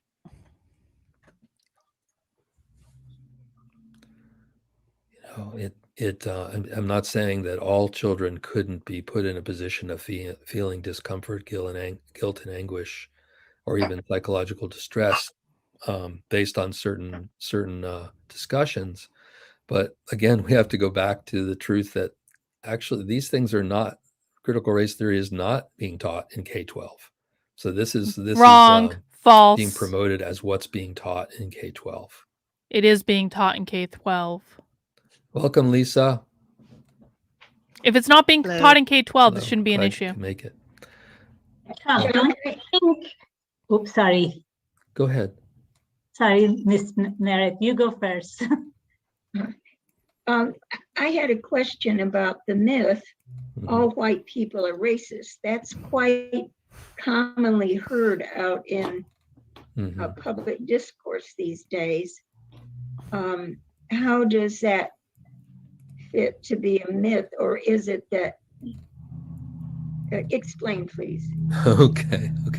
Well, I think this is why we kind of started by framing and discussing a little bit about whiteness. Didn't he literally say earlier in the presentation that whiteness is a disease? Didn't he literally say earlier? What was that? Hang on, I tweeted the quote.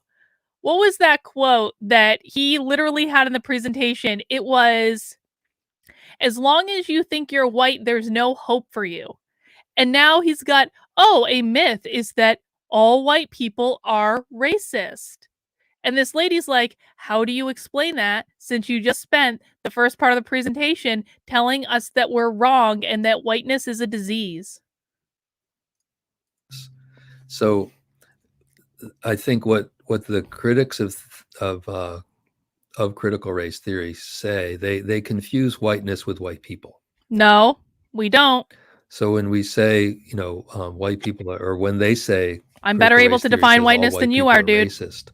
Really, if you look at how this is said by anyone who's really presenting this, like we're gonna look at that's this it, Sam. That's all we've got so far. I think there's always a pretty clear, or there should be a clear understanding that whiteness, we're not necessarily talking about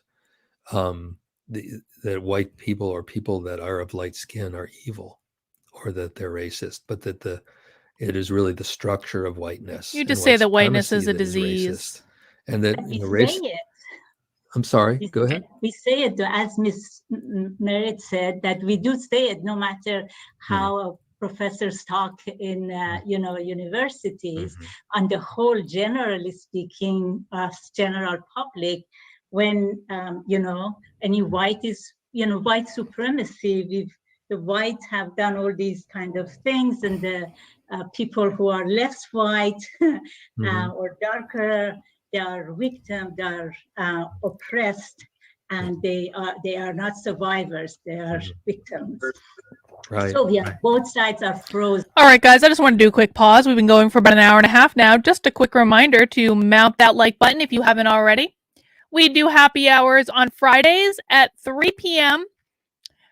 Another change that's going to be made in 2022 is they will be moving to 5 p.m. All streaming in 2022, unless there's like an exception, will be at 5 p.m. So it's going to be moving to my second channel, Actively Unwoke. Please make sure you are subscribed to my second channel if you haven't done that already. Oh, I just want to say, Alexandra Martin, I'm sorry I didn't see your membership chat. Thank you for being a member of the page for 9 months. It doesn't load in StreamYard, but I just saw it in the studio, so thank you for that. Alexandra says, happy Friday, all. If you haven't mounted that like, get on it. And don't forget to mount it on the Actively Unwoke page. Cheers to you, Carlin. So grateful for you and your locals. I'm grateful for you, Alexandra. You're such an awesome member of my locals. And thank you for being a member of my channel for 9 months. I greatly appreciate it. You know, what can it, if a group are white supremacists, that means they are. You can't, you know, it's not once or twice. They're as it was said just now, it's majority of people say. I mean, most of our conversations are like that. No matter how in the back of the this theory, we describe whiteness. Right. I'm referring. Very good point. I just want to mention Yassine has come into the room. Welcome, Yassine. Good evening, everyone. Hey, Sorry, I could only join so late. That's okay. That's okay. Glad you could play. Sorry. I want to know how the play went. So it was a concert. It was a concert. Oh, okay. Yes, and it was great. You know, 7th graders, enthusiastic. Yeah, it was great. Does your son play an instrument in the plays concert, violin. or was he singing? He was playing violin. We're apparently just chit-chatting now. Yeah, Okay. that's wonderful. I'm glad it was good, and I hope you didn't have to rush out of there, Yassine. We're having a very interesting conversation right now. We're looking at the components of this myth about all white people are racist. This is basically the critics of critical race theory are saying this, and then what the comment was that, you know, a lot of us in anti-racism work say the same thing, that white people are racist. Yes, you do. Personally, I admit to my own racism as being conditioned in the society to be racist. Wait. So, So he just said, hang on, minute 43. I'm writing this down. I'm clipping this later. I know I always say I'm going to clip stuff and then I don't, but I really need to. I have a whole list of things I need to clip. He just literally said, it's a myth that critical race theory teaches that all white people are racist, but I myself am absolutely inherently racist for being white. He literally just confirmed that it's not a myth. But I think it's being used here again to accentuate and exaggerate kind of along the lines of the straw man theory here. I wouldn't, you know, in terms of the definition of racism as being prejudice plus power, then that does imply that all white people who have kind of some inherent power in this country and are prejudiced can be racist. Yeah. I think Why would we say it then? If we know it doesn't help, why do we? If we know it doesn't help, then why do we say it? Mention it. Say it. In every group, every. You know, I love this audience. They're so nice. Correct. I don't know if it's because we want to be politically correct or what, but yes. At the same time, we say that we say we are. I'm white. I'm racist, and all I have and all I have become is nothing to do with my parents. Whatever they did, it's on the shoulder of the oppressed. Which, you know, many layers of heaviness. Right. I think Yassine wanted to say something here. Yes, I think that here also there's the idea of a straw man, because when when anti-CRT people say that CRT states that all white people are racist, it's tapping into the idea that a racist person is a member of a KKK wearing the hood, that is just a bad individual person. So now the argument that he's So- making, now the argument that I bet he's going to make is straight D'Angelo, which is like, you know, you're not bad if you're a racist. It's not bad to admit being racist. It's just looking at things as they are and accepting that you were socialized to be white, and that just makes you racist, but that doesn't make you a bad person. That's going to be the argument. What they're using that common definition to show, to demonstrate that CRT is wrong. We are not all KKK members. All of this is just teaching hate. It's teaching that to be anti-white, and that's not what CRT states. This is not what critical theory is about. It's about understanding the laws and understanding that many of the elements in our society, just like, for example, the prison system, is organized in ways to hurt people of color. Mm-hmm.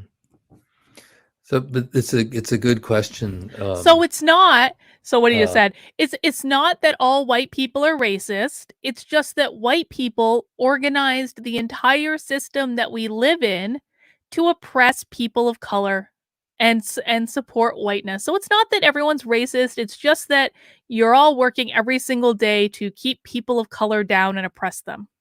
Your pal's exactly right when he says CRT teaches that it is okay to be racist. That is 100% correct. In fact, if you don't admit your cardinal sin of racism, then you'll never be accepted into CRT groups. Man, we have to think about the language we use around these things, and obviously these opponents of CRT are picking up on a lot of the dialogues on race that are going on around the country, and I don't think that there's a lot of harm. I know for me personally, to admit that I'm racist is sometimes just a baseline position that I really feel because of my conditioning and because of my light skin. I have no qualms with saying that I am racist because of the prejudice and power.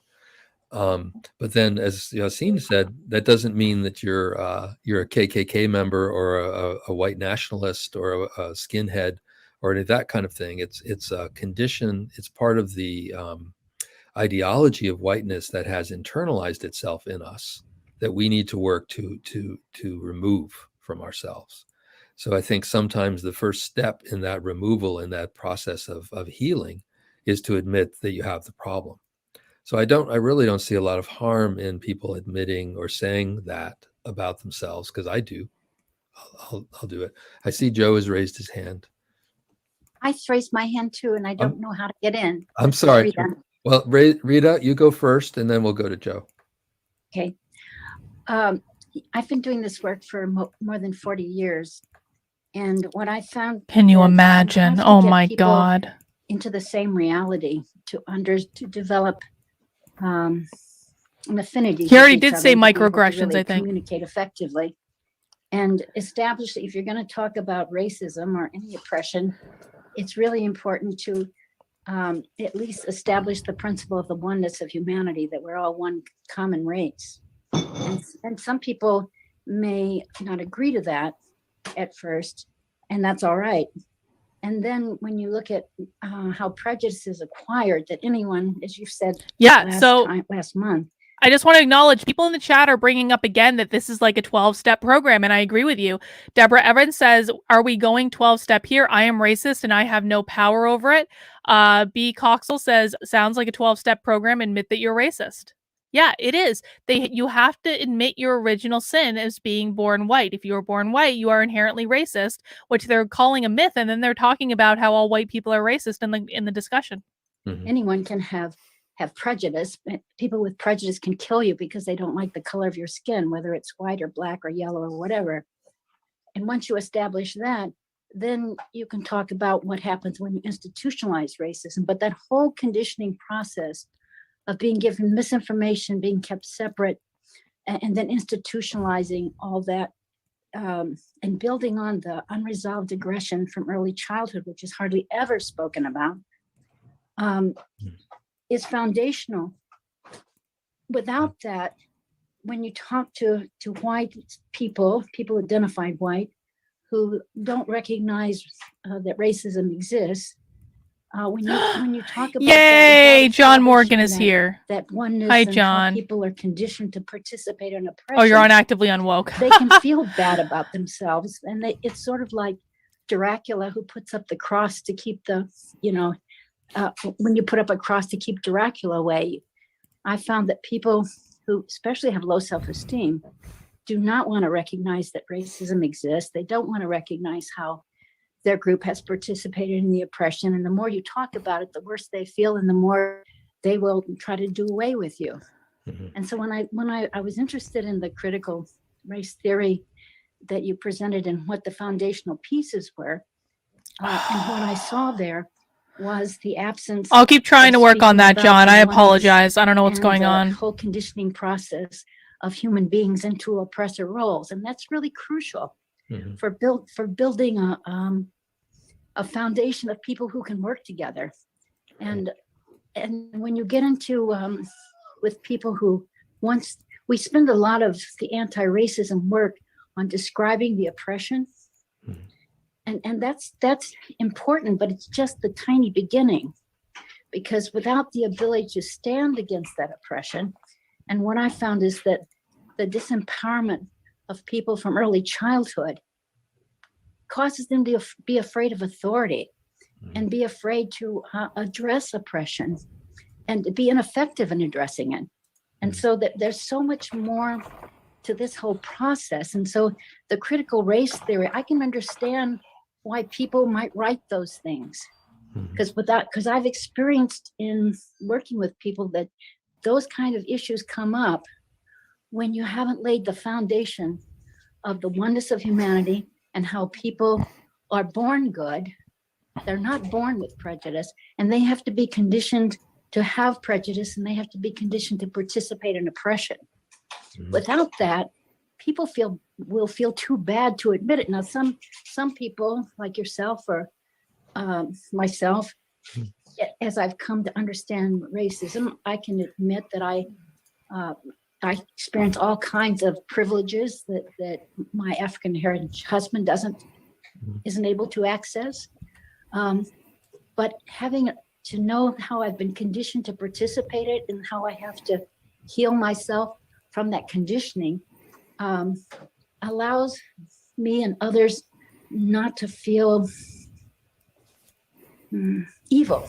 And when you describe the evilness of racism, and I mean, when you get into like the breeding farms of slavery, I mean, that's really horrendous. If without understanding that conditioning, how could human beings do that? Rita, thank you so much. And Rita, you worked with Cherry Steinwender, right? I did. Yes, I remember. And are you with the Center for the Healing of Racism now, or doing other work? No, I'm with I changed my name because there were so many healing racisms, and we have different processes. So we're what Wonderful. a shocker! What a you're shocker that the guilty white lady runs an anti-racist training program. She's been doing the work for 40 years. And now she grifts on running an anti-racist program. What a shocker. Someone coming with an enormous amount of experience, and I really appreciate your thoughts on this. It's really very helpful. And, we need to be thinking about the missing components that you were talking about. I do want to offer maybe All right, pause for a super chat pause. Nathaniel, thank you for the super chat. Unlike a 12-sec program, I'm a recovering alcoholic, by the way. Congratulations on that. There is no redemption through admission/mea culpa. I am so tired of these bougie red guard struggle sessions. That's exactly right. Sin is getting dangerously close to blackout bingo. Sin, let us know what squares you're missing. an idea or maybe something that connects to CRT in terms of not just the idea of oneness, but that the purpose in using oneness is to make white folks feel comfortable, to basically center their feelings, the purpose of using oneness is just to make white folks feel more comfortable with the conversation. The purpose of saying that we are just all one human race is just about making white people feel uncomfortable. That's it. Progressive Rising, have I ever heard Peggy McIntosh? Of course. Peggy McIntosh wrote the famous essay, Unpacking the Invisible Knapsack, in 1989. Could be 87. She's an old school feminist, man. Unpacking the Invisible Knapsack is one of the essays that people point to in regards to understanding your white privilege a lot. It's basically a bunch of made up statements with no references whatsoever that's still cited today as a seminal work of anti-racist theory.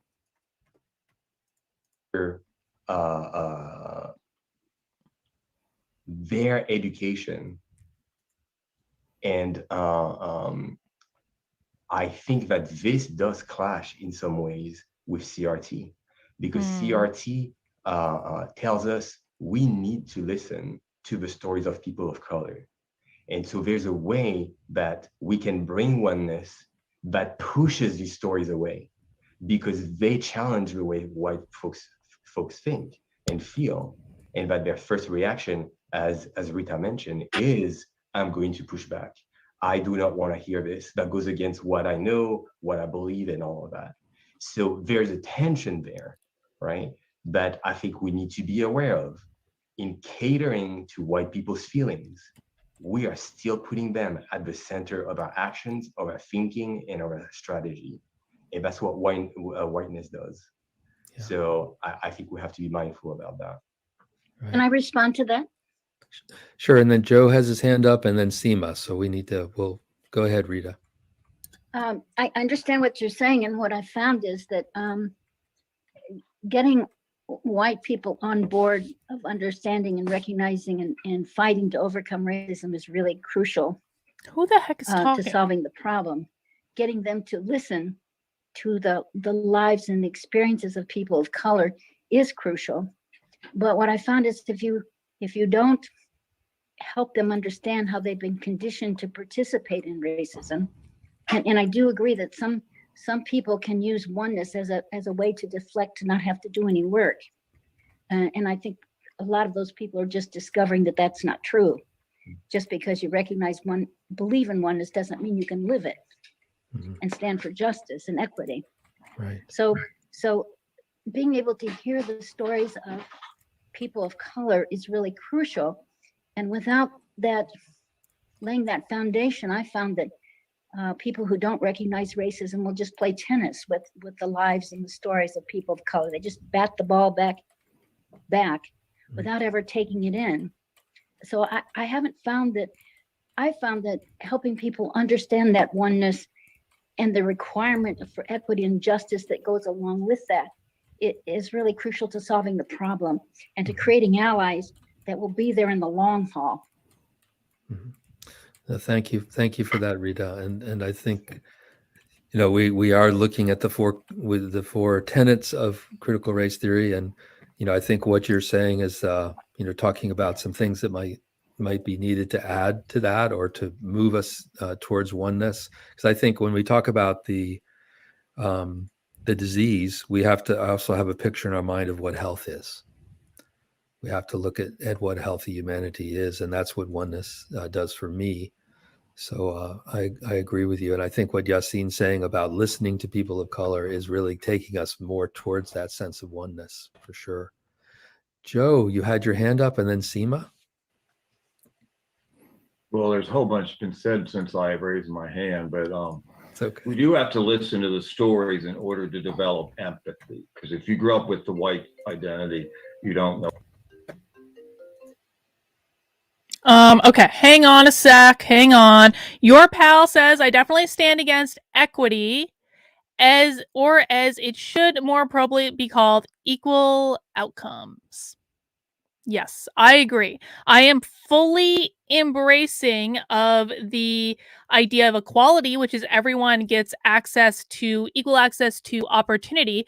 I am not fully embracing of the idea of equity, which is about everyone ends up in the same place, regardless of how hard they work or how much they show up. That doesn't work for me. What it's like to have a different identity. I was bristling when you said I'm a racist. I think this term racism is being misused a whole lot in the media right now. And if you keep it with the thing about prejudice plus power, that there's a lot of interesting ramifications of that. But I think the valuable thing in terms of the Baha'i dialogue over the years, and I've been involved in this race unity stuff for 40 years inside and outside the Baha'i community. All white people have been infected with racism. That doesn't mean you're a racist. It means you've been infected and you got these myths of superiority. And so I don't want to go back and start questioning this thing about whiteness as overarching illness, disease, but I'm going to question it later when we come up with the discussion. But I grew up in the 50s in Maryland, south of the Mason-Dixon line. Some of my ancestors probably owned slaves on the eastern shore of Maryland. They were part Indians, but they were, Scots Indian mixture people that started all the plantations in Dorchester County. So I'm sure there were some slave owners there. So I have to own that. I have to take ownership of that, but I'm not a racist because I work at making sure that myth of superiority that I grew up with does not have prominence in my mind. You have to fight it on a daily basis. And then if you think about race prejudice plus power, it's only about 1% of the white men who were then in that position of power. So these other people were infected by the plantation. It does have guilt. Isn't that with sad? no reason to have that kind of attitude towards their black cousins. No reason at all, except for some psychological thing over time, because they were also poor and downtrodden. So there's a psychological thing going on. So these are things I think are all part of this discussion, which is not, I don't want that debate, is not cut and dry. I mean, it's I was going to say black and white, but it's not a simplistic conversation. And that's one of these problems with this whole dialogue about CRT in the media. It is very simplistic, it's specious. That's probably the scarecrow thing or the straw man thing. And Baha'is need to be out there, saying, hey, this is just simplistic, and it's not. Right. We got to be out there in the conversation in the streets. But to say you're a racist to me is very problematic. Okay, Joe. I hear you, and I appreciate that. We can talk about that a little bit more. That's a personal decision on my part, not something I would ask anyone else to have to do. Mhm. But we were going to take one more comment, and we want to move along and be sure we cover all the material. And I've seen this is a really pretty deep, rich discussion, and it's good. You can never talk about around race. You always have to dive into it. It's just so. Seema, please go ahead. Thank you. It's so great to be part of this discussion. I wanted to make a couple of comments regarding this issue of if you teach the true history, you make kids or adults feel guilty, you traumatize kids. And the first thing that has always come to my mind on that, and no kid should be traumatized. That's the first statement. In theory.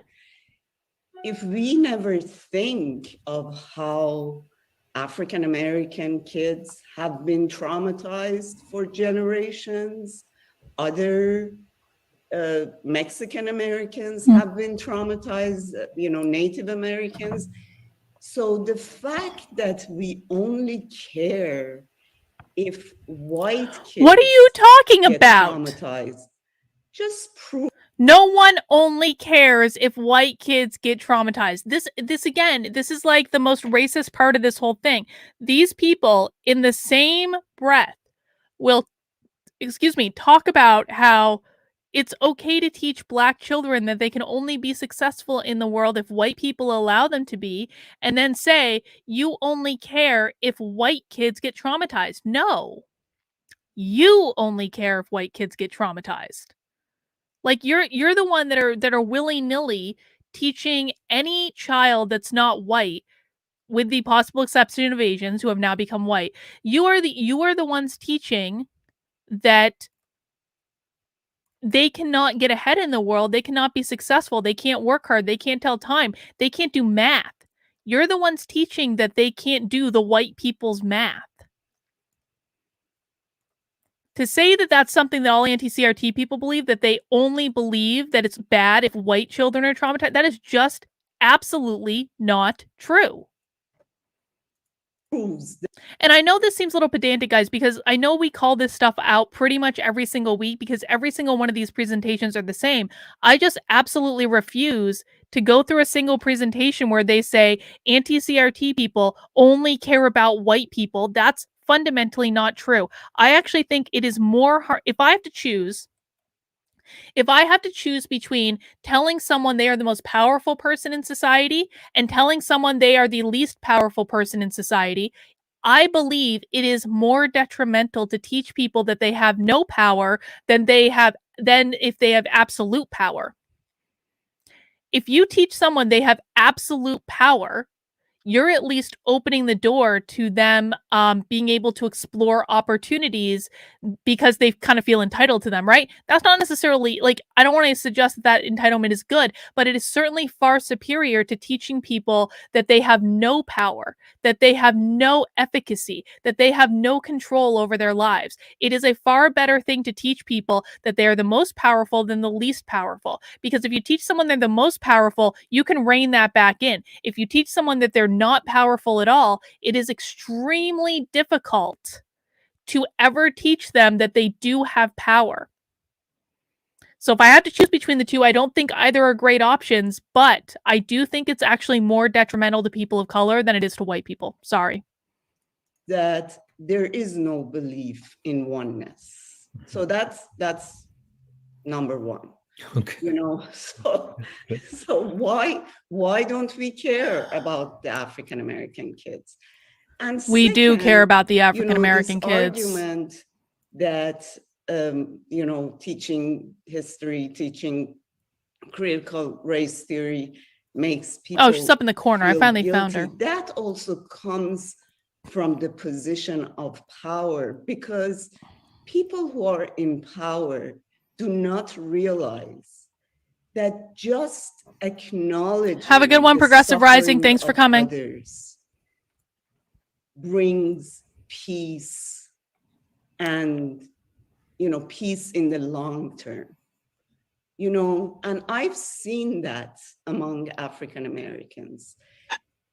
They're very graceful about this. One African American friend was saying, if we were going to riot and kill the white people, we would have done it by now with all these repeated, incidents.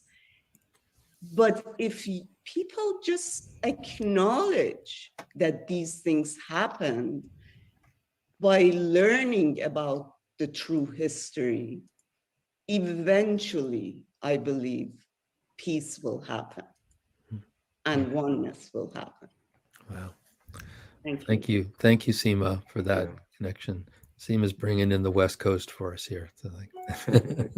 So nice. Well, and I know everyone. I'm just looking at the faces. There are a lot of thoughts that people want to jump into.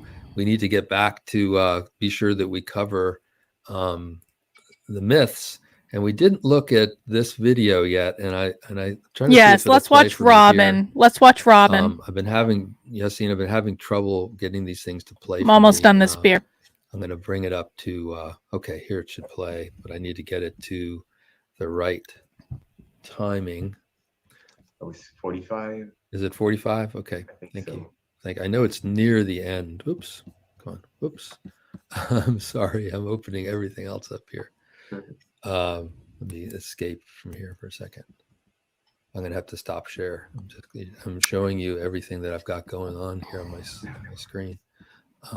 Yay, more play pretend. Let me go back to this and okay. Oops.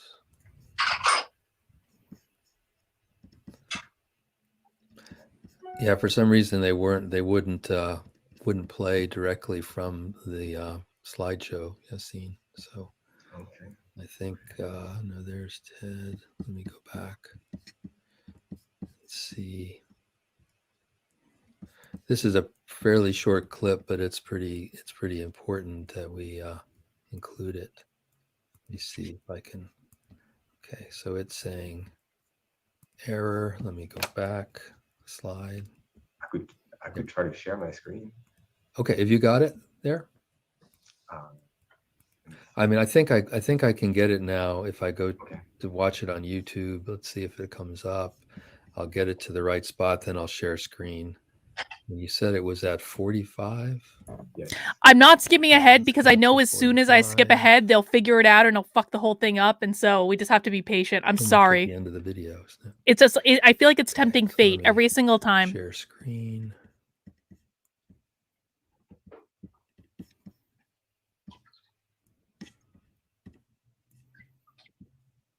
Okay, can you all see that now?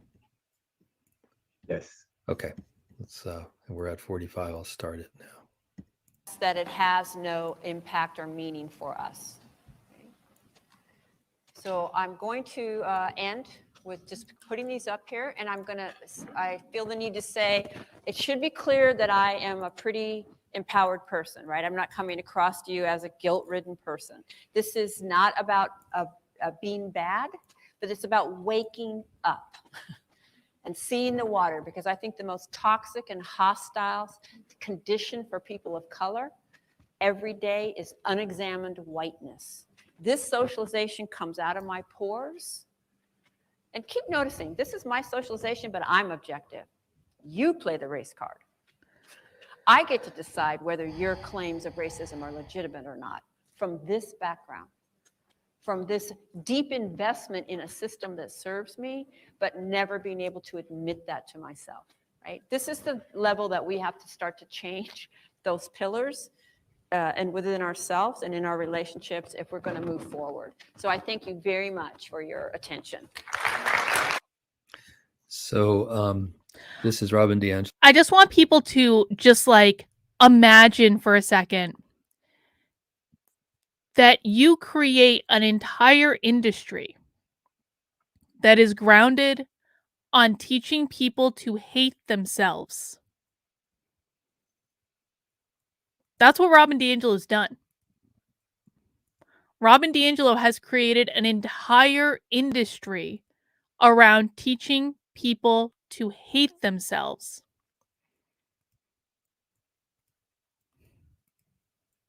I cannot imagine spending all day, every day of my life, teaching people to hate who they are because of how they're born.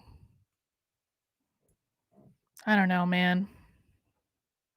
Some days, I don't know if anyone can empathize with this. Some days, I really, I think it would be a lot easier if maybe I could have, pulled the wool over my eyes about all of this stuff, that I could have just I don't know what is up with people who just buy into this stuff and do something like they read White Fragility or they see a video from Robin DeAngelo and they think that it's like the greatest thing ever. There is like a perspective that I have that's like, man, maybe life would be so much easier for me if I had just always kept my mouth shut and be able to buy into this idea that these people have, or even just to pretend to buy into it, just be able to say like, these are some fringe crazies and nothing's like, I really do think that life might be easier if I had taken that route. But at the same time, would I have been able to live with myself if I didn't say something? Would I have been able to look myself in the mirror if I knew this was happening in the industry I was working in and I didn't do something? I don't know if I could have lived with myself for that.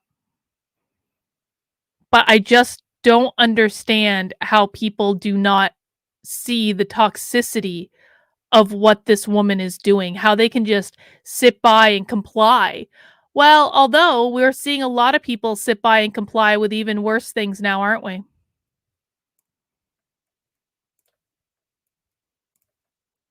You know, if the last 2 years has been disheartening for anyone else, just know that you're not alone. It's disheartening for a lot of people. But the benefit that we have is that it has allowed us to find each other, and it's allowed us to identify people that we can form communities with that don't buy into any of this stuff. And we have to help each other. We have to support each other.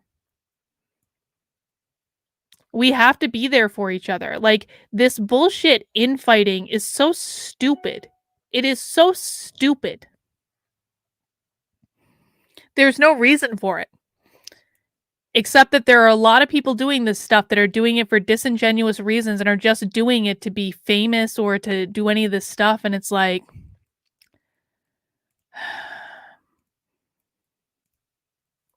I don't know that there's any way for us to win this battle with the way things are. I really don't.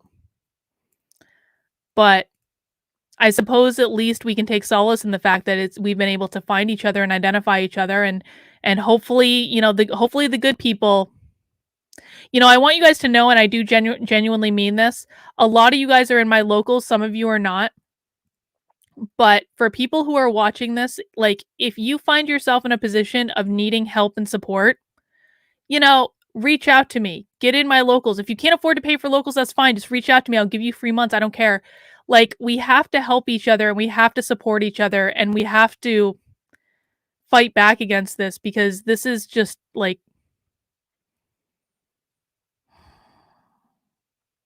I can't imagine. Matthew Hammond said, Carlin keeping opinions to herself. Is it possible? I keep a lot of opinions to myself, Matthew. I keep a lot of opinions to myself. I speak up when I think it's important.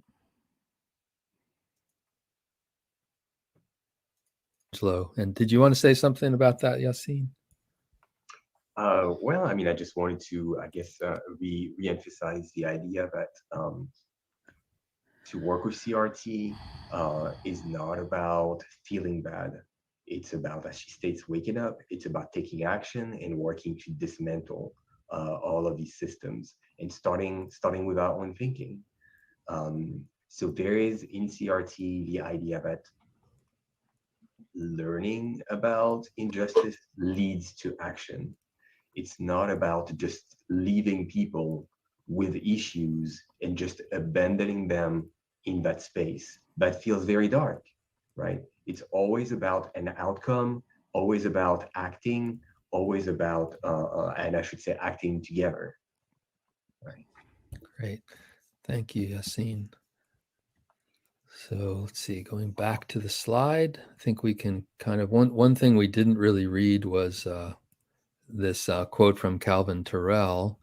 And I think, Lisa, you gave me this quote. Are you still on, Lisa? I don't know. She said she had to step away. But it says, if facts, evidence, and truth make you feel uncomfortable, do some self-reflection to understand what lies you have found comfort in. Pretty profound statement. Calvin's a person that does a lot of diversity and inclusion work. Okay.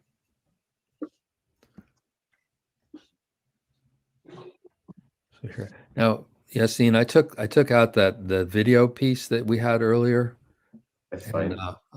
It wasn't just because it was Ted Cruz, but I actually put a link for this map, which will show kind of what's going on in the country in terms of these legislative attempts to really restrict speech on CRT. So this myth number 4, Yassine, why don't you go ahead? Yes, so myth number 4 is that CRT is taught in schools. Right? And of course, part of that myth are elements such as America is strictly a racist nation and that it teaches students to hate white people. True and We true. have the rendering of a map of the United States here, which shows which shows which states have introduced some kind of initiative bill to address the fantasy and myth that CRT is taught in schools.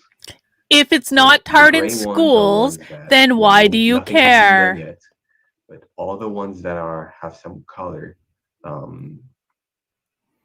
This is a horrible rendering of the United States. Either something that was signed into law, something that was vetoed, or something that's being prepared. Yeah, Oklahoma, they signed it into law. This is a horrible rendering of the United States. And Iowa, someone's here from Iowa, right? Is that's Jan is here from Iowa. Yep, Yeah. that's me.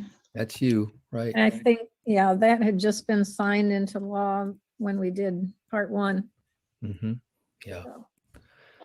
So, yeah, but it's just to see how many states are, there's the legend there, but how many states are actually contemplating or working on legislation right now. Let's see if we go out to the West Coast. Well, that's Idaho. But I guess California is not doing anything. Well, no. Why would California do anything? There's no reason for California to do anything. Please. What are those northern ones? Oh, did you want to look at those northern ones for a second? Yes, let's look at the northern ones. That's Maine. Uh-huh. The one right below it. And that's Rhode Island. And then I'll go to the other. But it's been stalled. This is New Hampshire. What? I would have thought they would have been more progressive. No, you would not have thought that New Hampshire would be more progressive. No. Yeah. We are not. And that's New York. What? No, these are all at different levels. They aren't necessarily passed. I think the dark blue are states that have actually passed legislation. The other ones are people that are trying to, or they're in various stages of trying to pass legislation. But it's pretty widespread. Benjamin says, but by That's equity of that's the outcome, new this way of rendering of the burning United books. States should be graded as the same as a good rendering. This map has I wonder equity. how many people who voted really understood what they were voting about. Mm-hmm. It is so complex. Mm-hmm. It is. And Yassine, I'm looking for your explanation of the Sasquatch there. Oh.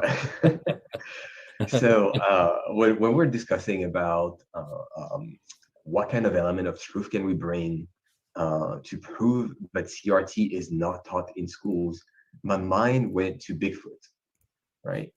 Because CRT is not taught in schools. Yes, it is. Just isn't. As we discussed. For those of you who don't know, literally 2 weeks ago, I think, on Happy Hour, we watched a presentation from the from Virginia College of Education. It's a college of education in Virginia Commonwealth University. That's it. I had to remember. I'm a beer deep. Leave me alone. From Virginia Commonwealth University, University, their School of Education. If critical race theory is not taught in schools, then why are schools of education teaching it to their teachers? There would be absolutely no reason for schools of education to be proactively teaching critical race theory to their teachers if it's not taught in education. There are entire books. Go on Amazon right now. Google it.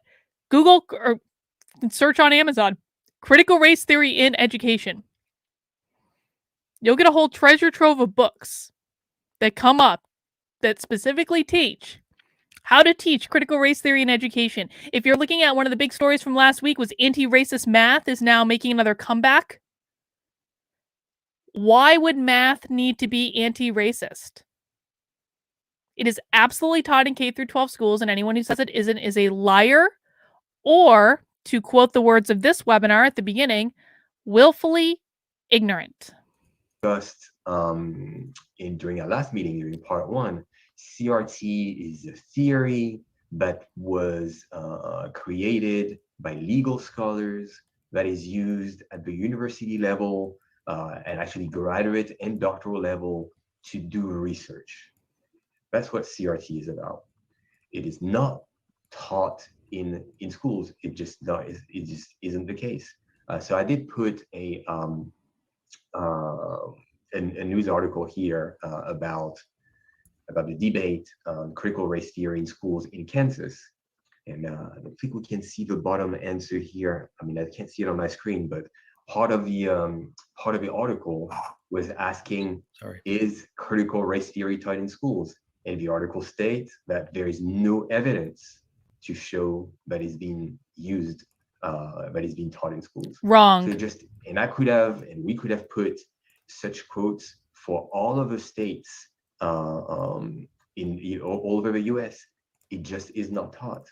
Right. So my mind went to Bigfoot because I was basically trying to look for information to prove that something does not exist. Do you think I should invite this guy on my channel to show him evidence of critical race theory being taught in schools? Because I kind of want to. He's looked up and down and far and wide and left and right for evidence that just doesn't exist that critical race theory is taught in schools. Maybe I should just invite him on my channel and we can do a little look-see-see about all the evidence that we have of critical race theory being taught in schools. Now, I'm not suggesting they teach it in K through 12 schools in the same way they teach it in law schools. It is a different thing, but they're absolutely teaching it in schools. It is un-effing deniable. Right? So it's just like trying to convince people to believe. I'll tell him I have evidence of Bigfoot. Bigfoot does not exist. How do you do that? Right? How do you do that? We have statements from teachers. We have news articles. We have statements from superintendents. We have curriculum. Share it. We have video. We have emails. We have homework assignments. These guys are talking about, like, we have statements from teachers and superintendents assuring us they're not doing anything wrong. We have news articles from news websites swearing that there's no evidence. Dude, we have homework assignments. We have emails from teachers. We have videos of classes. We have books that literally are titled Critical Race Theory in Education. We have Kimberly Crenshaw teaching a critical race theory summer school in which there was an entire track about K through 12 education, catching Kimberly Crenshaw in an absolute and total lie. You have secondary sources. We have primary sources. Our sources are better than yours. No, CRT is not taught in the schools.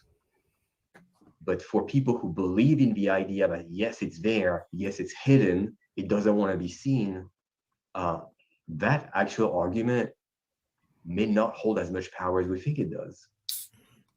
Yeah.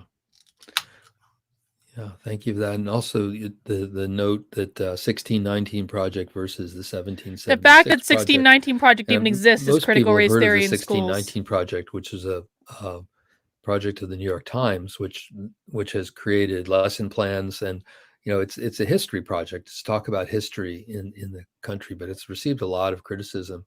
The 1776 Project you may not have heard about as much, and that was it smells like created coffee by the Trump administration, kind of as an answer to 1619.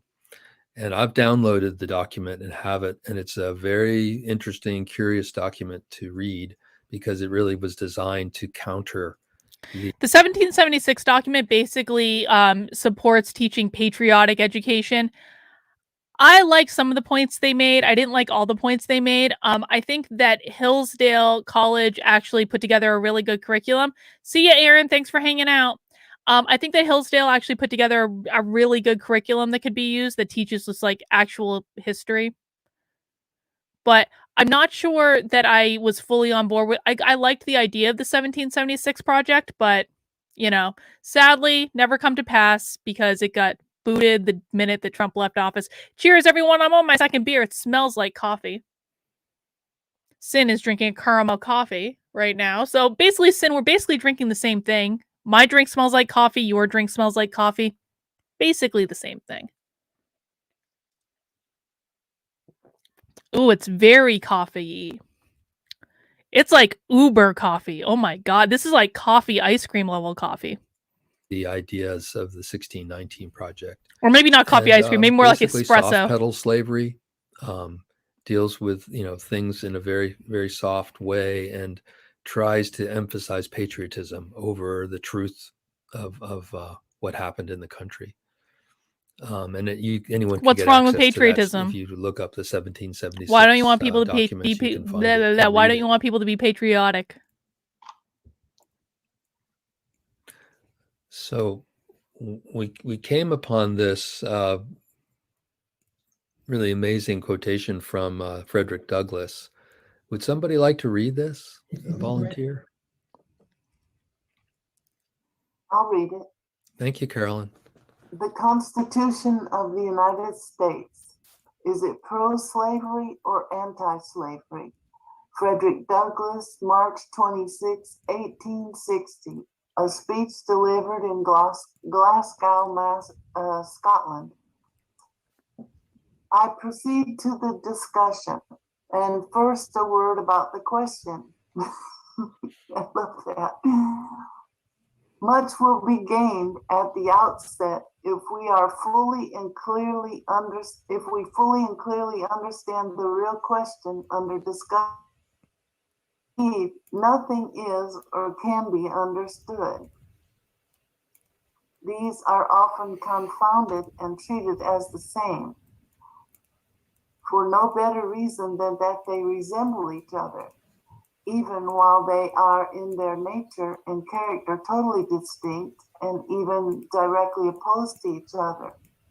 This jumbling up of things is a sort of dust throwing, which is often indulged in by small men who argue for victory rather than for truth. Thank you, Carolyn. Yeah. Thank you. Thank you. So May we felt I ask a question? about this? Sure. Okay. This relating to that first part.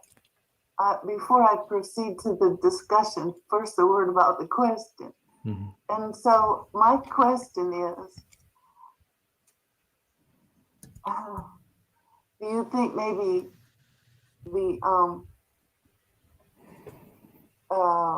what is the name of this system that's not taught in CRT? CRT. If CRT might be the strong man, and that everybody trying to struggle with the concept of oneness is actually struggling with not necessarily low self-esteem, but the reality of society at this time. Mm-hmm. And moving towards oneness of humanity. Because sometimes, and this is my latest trend now, my latest attempt, is that I'm going to start thinking about joining the NAACP. I'm going to try to develop friendships across race lines. What the fuck? Professionally across race lines. I actually think this lady means well. I really do. And I actually think that she's kind of on the right track with her questioning. But then she busts out with, I'm going to join the NAACP and try to make friends of different races. Would any of you guys like people to want to be friends with you just because of your race? I wouldn't.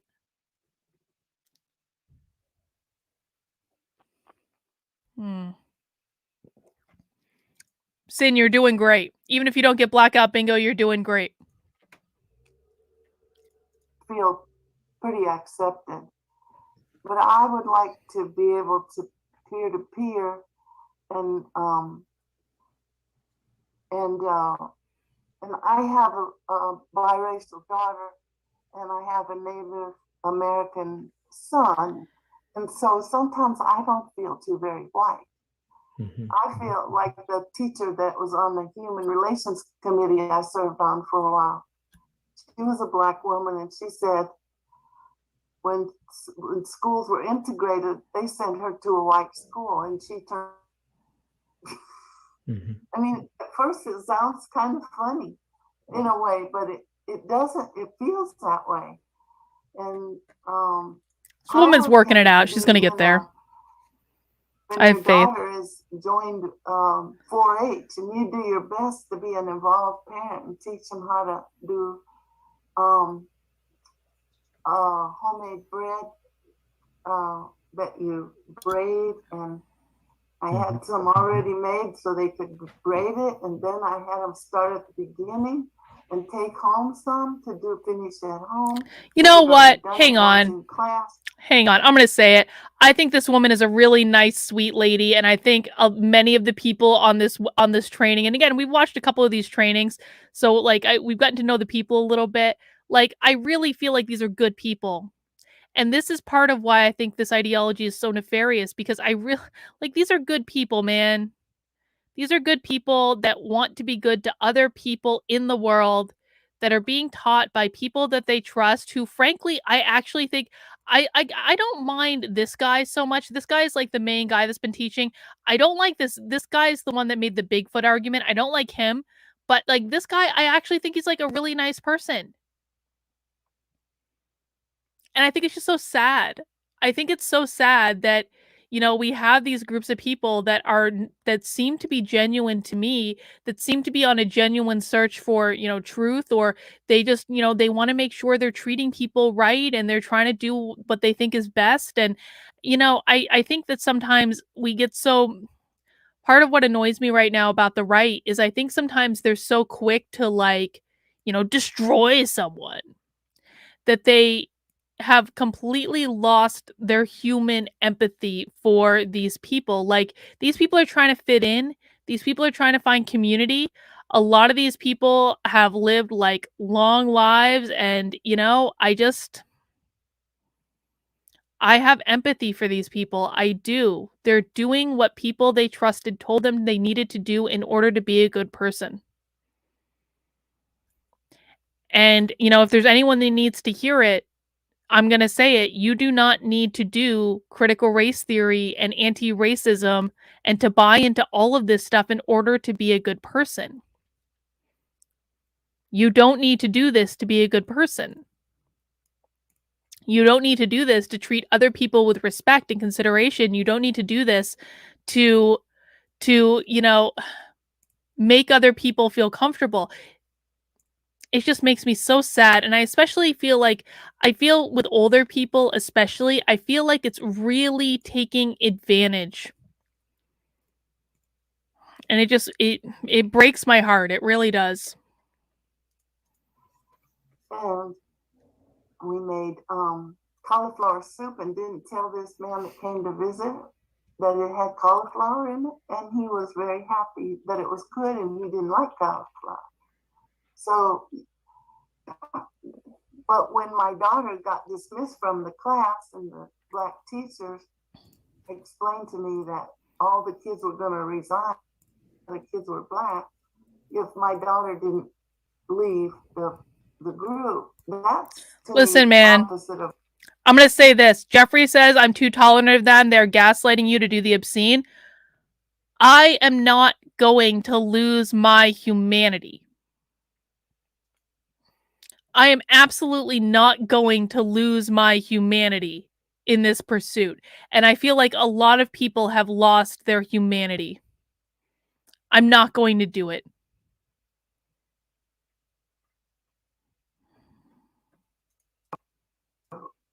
And if that requires me to be too trusting or to give people the benefit of the doubt that I shouldn't,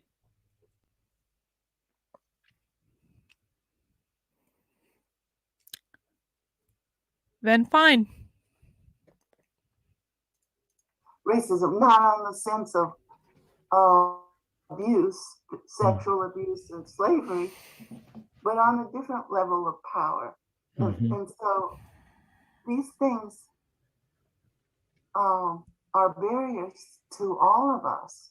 Yeah. And we are being hurt by the fact that we can't, on a personal level, dare to interact with people of different races. And I love Zoom because I can be listening to people of other races on Zoom because they actually are willing to talk to me at a distance. No, appreciate you, Carolyn, and the work that you do. And I think it's true to well, it's true to think about how this argument here, which the last line here, Frederick Douglass, is those who argue for victory rather than for truth. It makes you think about this straw man and how the damage that this attack on critical race theory, really raising critical race theory as a straw man itself, like when it doesn't really exist in the schools, and attacking it, it's kind of like creating an enemy and then attacking it, right? When there really wasn't an enemy to begin with.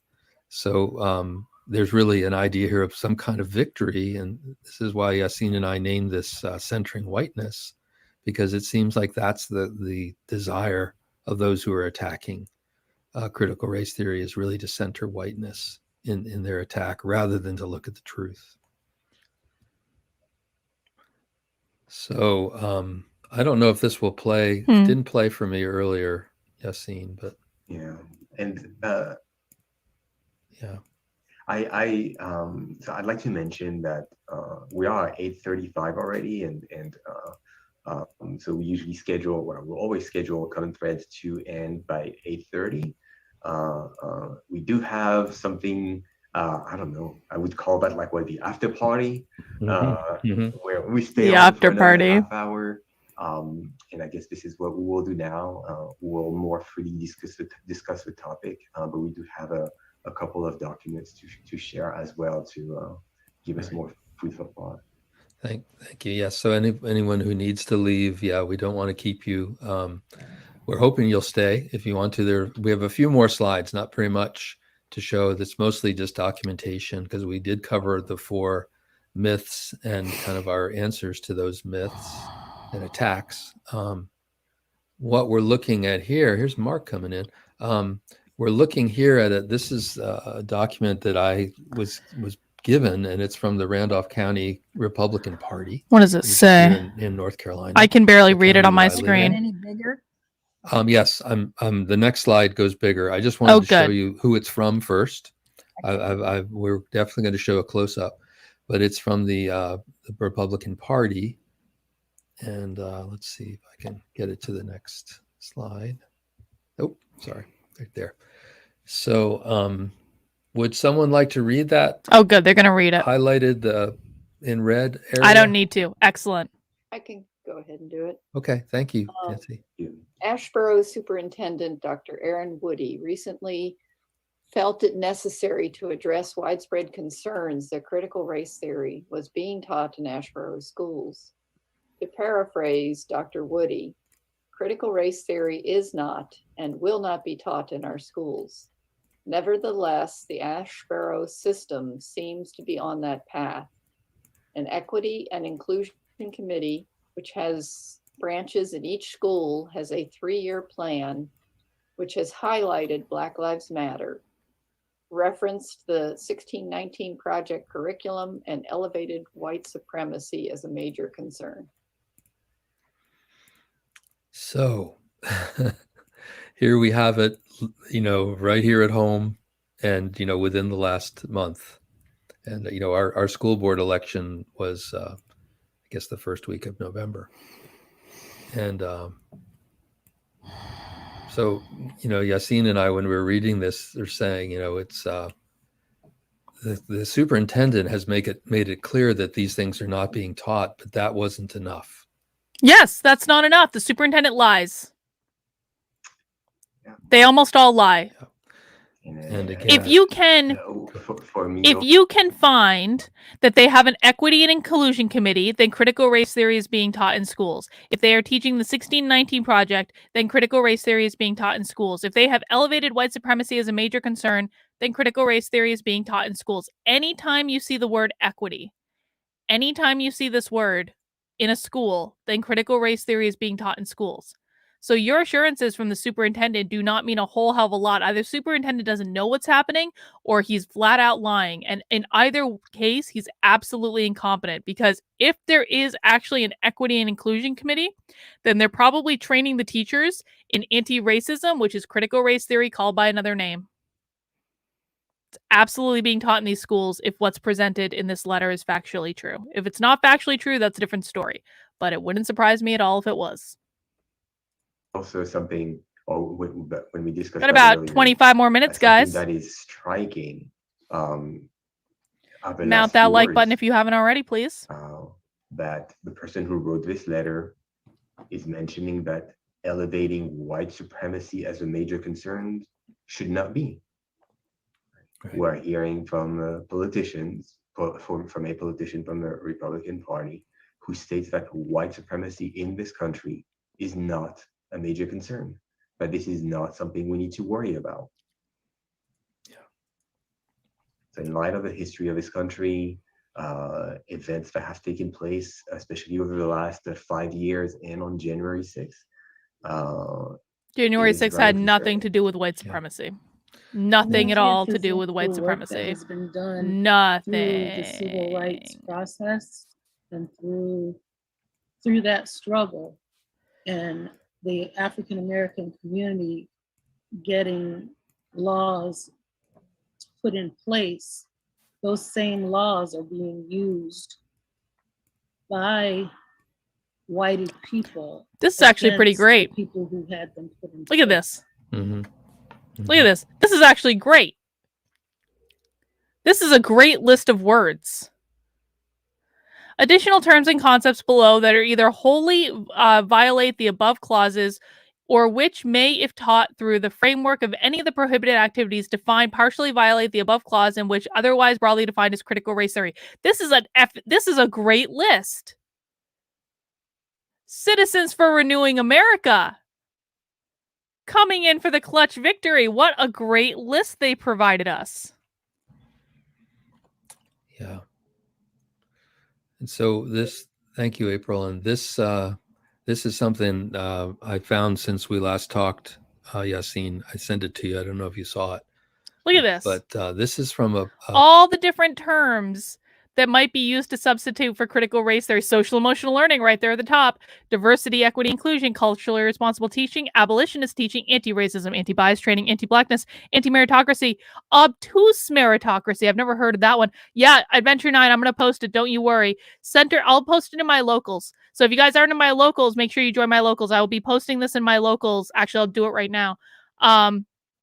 Collective guilt, critical ethnic studies, critical pedagogy.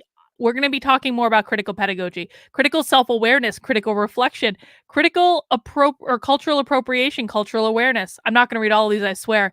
Deconstructing knowledges, diversity focus, diversity training, dominant discourse, equity, free radical therapy. I have no idea what that is. What is free radical self or collective care?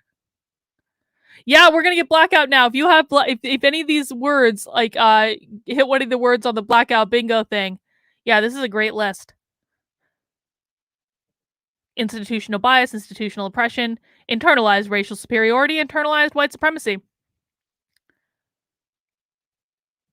Yeah, sure, XYZ. I'll post it on the community page, but only for like, you guys can take a screen grab of this too. You know, land acknowledgement. Marginalized identities, marginalized, minoritized, upper represented communities, microaggressions, multiculturalism, normativity, patriarchy, race essentialism, racial healing, radicalized identity, racial justice, racial prejudice, racial sensitivity training, racial supremacy, reflective exercises, representation and inclusion. This is great. What an awesome list. This is what's called it's like a playbook that was sent out to people running for school boards and anyone who's trying to kind of drum up this fear of critical race theory. And they give basically templates for states all over the country to use this in their legislation. We've found that at least in 2 states, the exact same wording from this playbook has been used in North Carolina and Oklahoma. The North Carolina wording that you saw earlier was vetoed by the governor, so it's not been made into law. But I think in Oklahoma it was.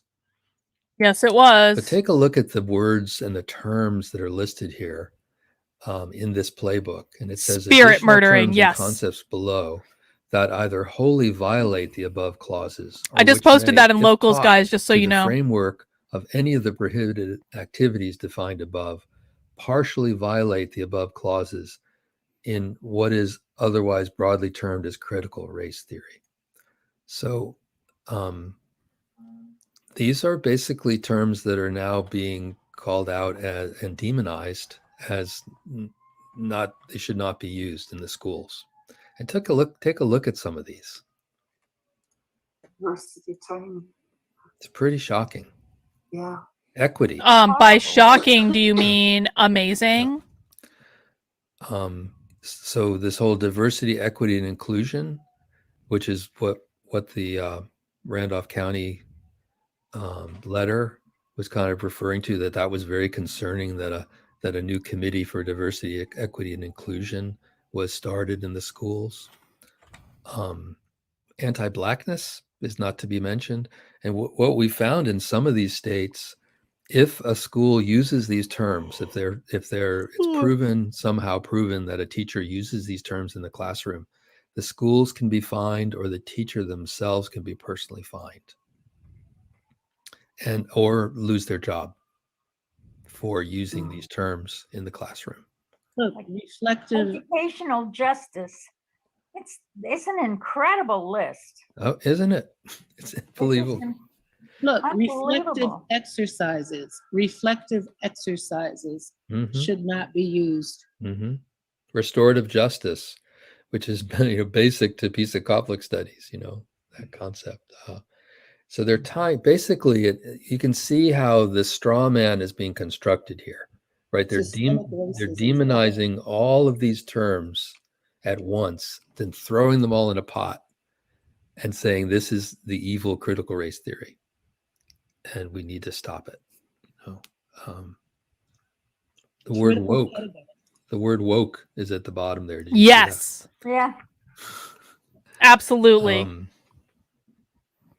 Anyway, and Lisa, I don't know if you're on, but I know you had given me a short version of this list a couple weeks ago.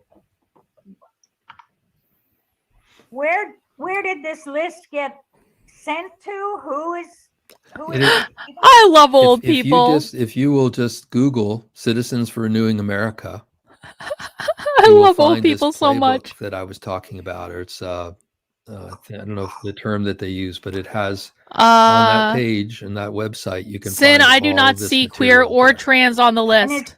I don't see it. Oh no, Sin's stuck on queer studies. America located. I haven't researched that to know where they are, but they are, I think, associated with Yassine, do you remember the fellow's name who first kind of initiated this whole attack on critical race theory? With Ted Cruz or something. No. Well, he's maybe associated with him, but it was someone else that started it. About to get a free square. And I think he's associated with this particular strategy. No. And so what's his name? We wanted you to see this because it is kind of overwhelming. So close. So close. Seems like it might be included in the 1776 project. Yeah, it could be in there too. Even patriarchy. Look at the word patriarchy. It's like racial healing. So. Kathy, no, they're talking about Rufo. They're talking about Rufo. I just looked it up. Somebody by the name of Russell Vaught, Vought. No. Okay. Russ Vaught worked in the OMB. No, that's not who started it. No, wrong. Okay, thank It was you Rufo that started it. for that. Yeah. Rufo and, then worked with Russ Vaught to do I- the One just- fucking thing. This whole thing, this list, Mhm, this is really an anti-knowledge list. mhm, mhm. To make sure we don't know everything that It's we an can possibly anti-knowledge know. list. It's an anti-learning list. Yeah. No. Mhm. It's basically against learning anything about what's been going on. And it's all in service of maintaining white privilege. Exactly. Some of these things don't even have to Centering do with being whiteness, white. because all of these things, well, do you see even over there, it says decentering whiteness is a forbidden term over there. And then of course they're all the white fragility, white privilege, all those things, white supremacy even, and whiteness as words that should not be used. Joe. Listen, Ashley, I'm only the one that can change the rules of We going bingo. into discussion soon. Yeah, let me see. I don't know if we have another. I just wanted to give you all a chance I want to look at react this. or respond to this page. Okay. Well, there's Wait. I want to wait till you finish the presentation. Okay. But that page you just showed kind of backs up the argument I'm going to make. Okay, Joe. We can go back to it. Hang on, I want to get the super chat from Jerome. So many beautiful communist words that the Chinese party is loving for America. Good job, self-aware American softies. Dude, China is going to kick our asses like so bad. And if China doesn't do it, and I think that they will, Russia will be right behind them. It's like, man, I cannot even. But this is I'm really going to make a t-shirt that says I can't even. That's going to be my next t-shirt. the final slide, isn't it? This is Yassine. Yes. Okay. So this is Martin Luther King, and I see your hand raised, Joe. Do you want to read this? No. Would someone like to read this final? I'll do. If you just ask me to read it, Yeah. Would you like to read it, Joe? I'll do my best. Okay. Thank you. I don't always hear it right away because my hearing aids are okay, but Okay. if I'm I not love old people so concentrating, much. Caught it out of the back of my. Ever since the birth of a nation, I was thinking the movie. It's not capitalized. I'm sorry. No. Ever since the birth of our nation, white America has had a schizophrenic personality on the question of race. She has been torn between selves, a self in which she proudly professed the great principles of democracy, and a self in which she sadly practiced the antithesis of democracy. This tragic duality has produced a strange indecisiveness and ambivalence toward the Negro, causing America to take a step backward simultaneously with every step forward on the question of racial justice. To be at once attracted to the Negro and repelled by him, to love and to hate him, there has never been a solid, unified, and determined thrust to make justice a reality for Afro-Americans. What is the source of this perennial indecision and vacillation? It lies in the congenial deformity of racism that has crippled the nation from its inception. And looks like it's from a book by Dr. King from 1967. Yeah. Where do we go from here? Yeah. So Chaos or community. I love that. yeah, chaos or community. And I'm so glad that we found this quote because I think it really does sum up the straw man argument, the attack on CRT, and puts it in context. And here Dr. King is saying, from the inception of our nation, he's talking about the racism from the inception of our nation. So he's really clarifying that this goes back to the start. I think we have just shortly over 10 minutes left. So I know Joe wanted to talk, so I would like to hear. Yeah.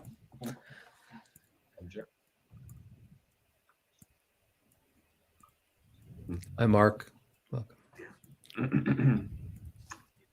Yeah. So Joe, you can go ahead and. Oh, I thought you had another slide or two. No, that was it. Mm-hmm. my thoughts are probably not very linear, and I'm trying to listen, not put them together. But it seems to me like, for example, Tucker Carlson showed a poster that said equity is racism. Yes. Now, that to me is totally absurd, but I sort of get where it's coming from in the context of what I would call divide and conquer, or divide and rule, which has been part of our capitalist playbook since day one almost. I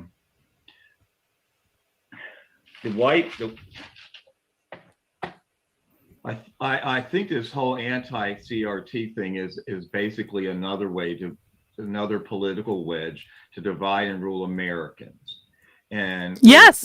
we're letting them do a good job about it. Yes. So I'm not going to argue this with people, but I'll point out the fallacies of some of the arguments, and I'll point out the reality, which is e pluribus unum is being under attack. So, I mean, he's kind of starting off in a good place. He's like, this is designed to divide Americans, and he is 100% correct about that. 100%. Where I fear he's going, though I want to leave room for the fact that I could be wrong, because I have been really actually impressed by some of the questions this group has asked. I fear where he's going is to say that the people who don't think this is real just need to go along with it, or get on board or something like that. I really hope that's not what he's going to say, because he is starting from the correct standpoint, which is critical race theory is just designed to divide us. That is 100% true. Our democracy is under attack by what I would call plutocratic agendas and corporate oligarchy. And I don't think I'm being overly simplistic or too didactic about it. I mean, and so you look at all these lists of words, there's a lot of words that are not directly related to the specific subject of race, but they have to do with preserving a hierarchical structure in our society where there's a few people that have resources and everybody else is just worker or bees, so to speak.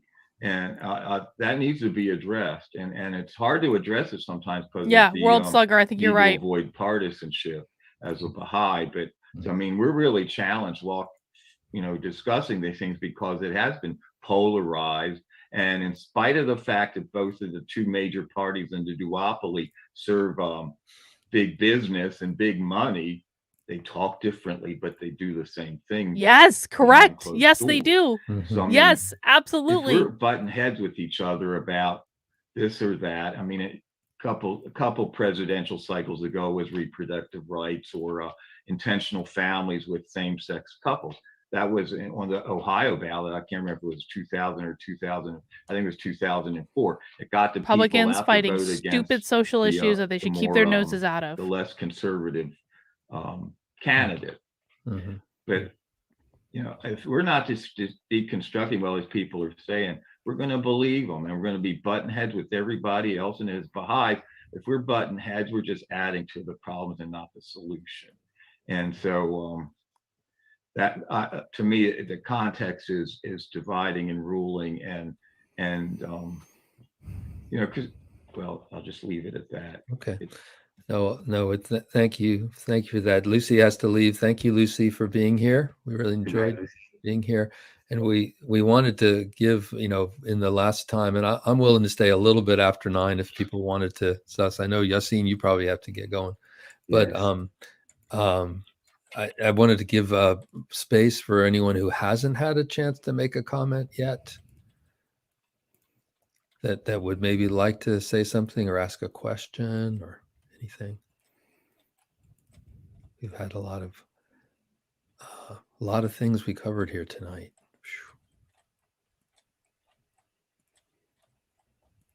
Are we done?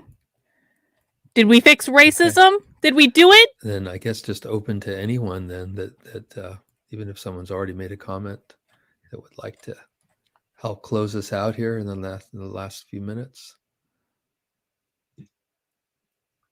Well, no, we wanted to mention and ask you who are attending today about possibly a third part to this topic. don't know if this is something you would like to hear more about or you would like to discuss, because usually Common Threads is a discussion group. It's only rather lately, with COVID actually, that we've transferred these sessions online, and we have had expert speakers and specific topics to discuss. But our All right. Well, it format is sounds just a like free they're flow basically discussion. done. So I don't So know. we don't need to listen to their sales pitch. That was a good one, guys. Sin got so close. Sin, you got so close to getting a blackout bingo. What did you get? Like 2 squares away? Oh, man. It was so close. It was just the trans stuff. Well, that's okay. There's always next week. I don't want to cheat. Like, I was on the verge of, like, finding reasons to give you guys free squares just so Sing could get a blackout. But you know what? I want a blackout to mean something. Someone's going to get a blackout someday without having to cheat. And then it's going to feel even better when the blackout actually happens. But guys, that's all we have for happy hour this week. Please remember to mount that like button on your way out the door. And please, I hope you'll consider, hang on. Oh no, hang on. I got to get the right screen up. I hope you'll consider joining my locals community. You can join it at kb.locals.com. I did post that image with all the alternate words and stuff. So that actually is up in locals right now. It's totally free. You can go to locals and find it. But it would really help me out if you could support my work by becoming a supporter in locals. Now, we actually have a fun thing coming up tomorrow. We have a book club tomorrow. We have book club tomorrow at, what did I put it at? I think it's at 2 and or 3 p.m. We have locals in book club and locals. We're going to be discussing Woke Inc. So if you've read the book Woke Inc., you are welcome to come and join our discussion group in locals. We do Zoom calls twice a week. We're going to be doing lots of great stuff in 2022. You can join locals by becoming a member at $5 a month. You can do it. This is the beer talking, at $50 a year, or you can do it for making a one-time gift. And again, guys, I wouldn't be able to do this work without my local supporters. My locals are absolutely the best. What can you do? Emphasize. The content is what it is, but I think we provide good commentary and we have a fun time. My locals community is the best. I love you guys. You guys make it possible to do what I do, and you keep me sane, and I hope I help you out on occasion. I'm really looking forward to 2022 in my locals. I'm kind of trying to take it easy for the rest of the year to make sure that I can really kind of give you my all, because Christmas is coming up, holidays are coming up, people are busy. It's a good time to have a little break. All right, guys, that's all we have for happy hour today. I hope you all have a wonderful weekend. I will be looking forward to chatting with my locals members tomorrow for book club at 2 p.m. Even if you haven't read the book, come hang out. You're still allowed. All right, guys, take care. I'll see you soon.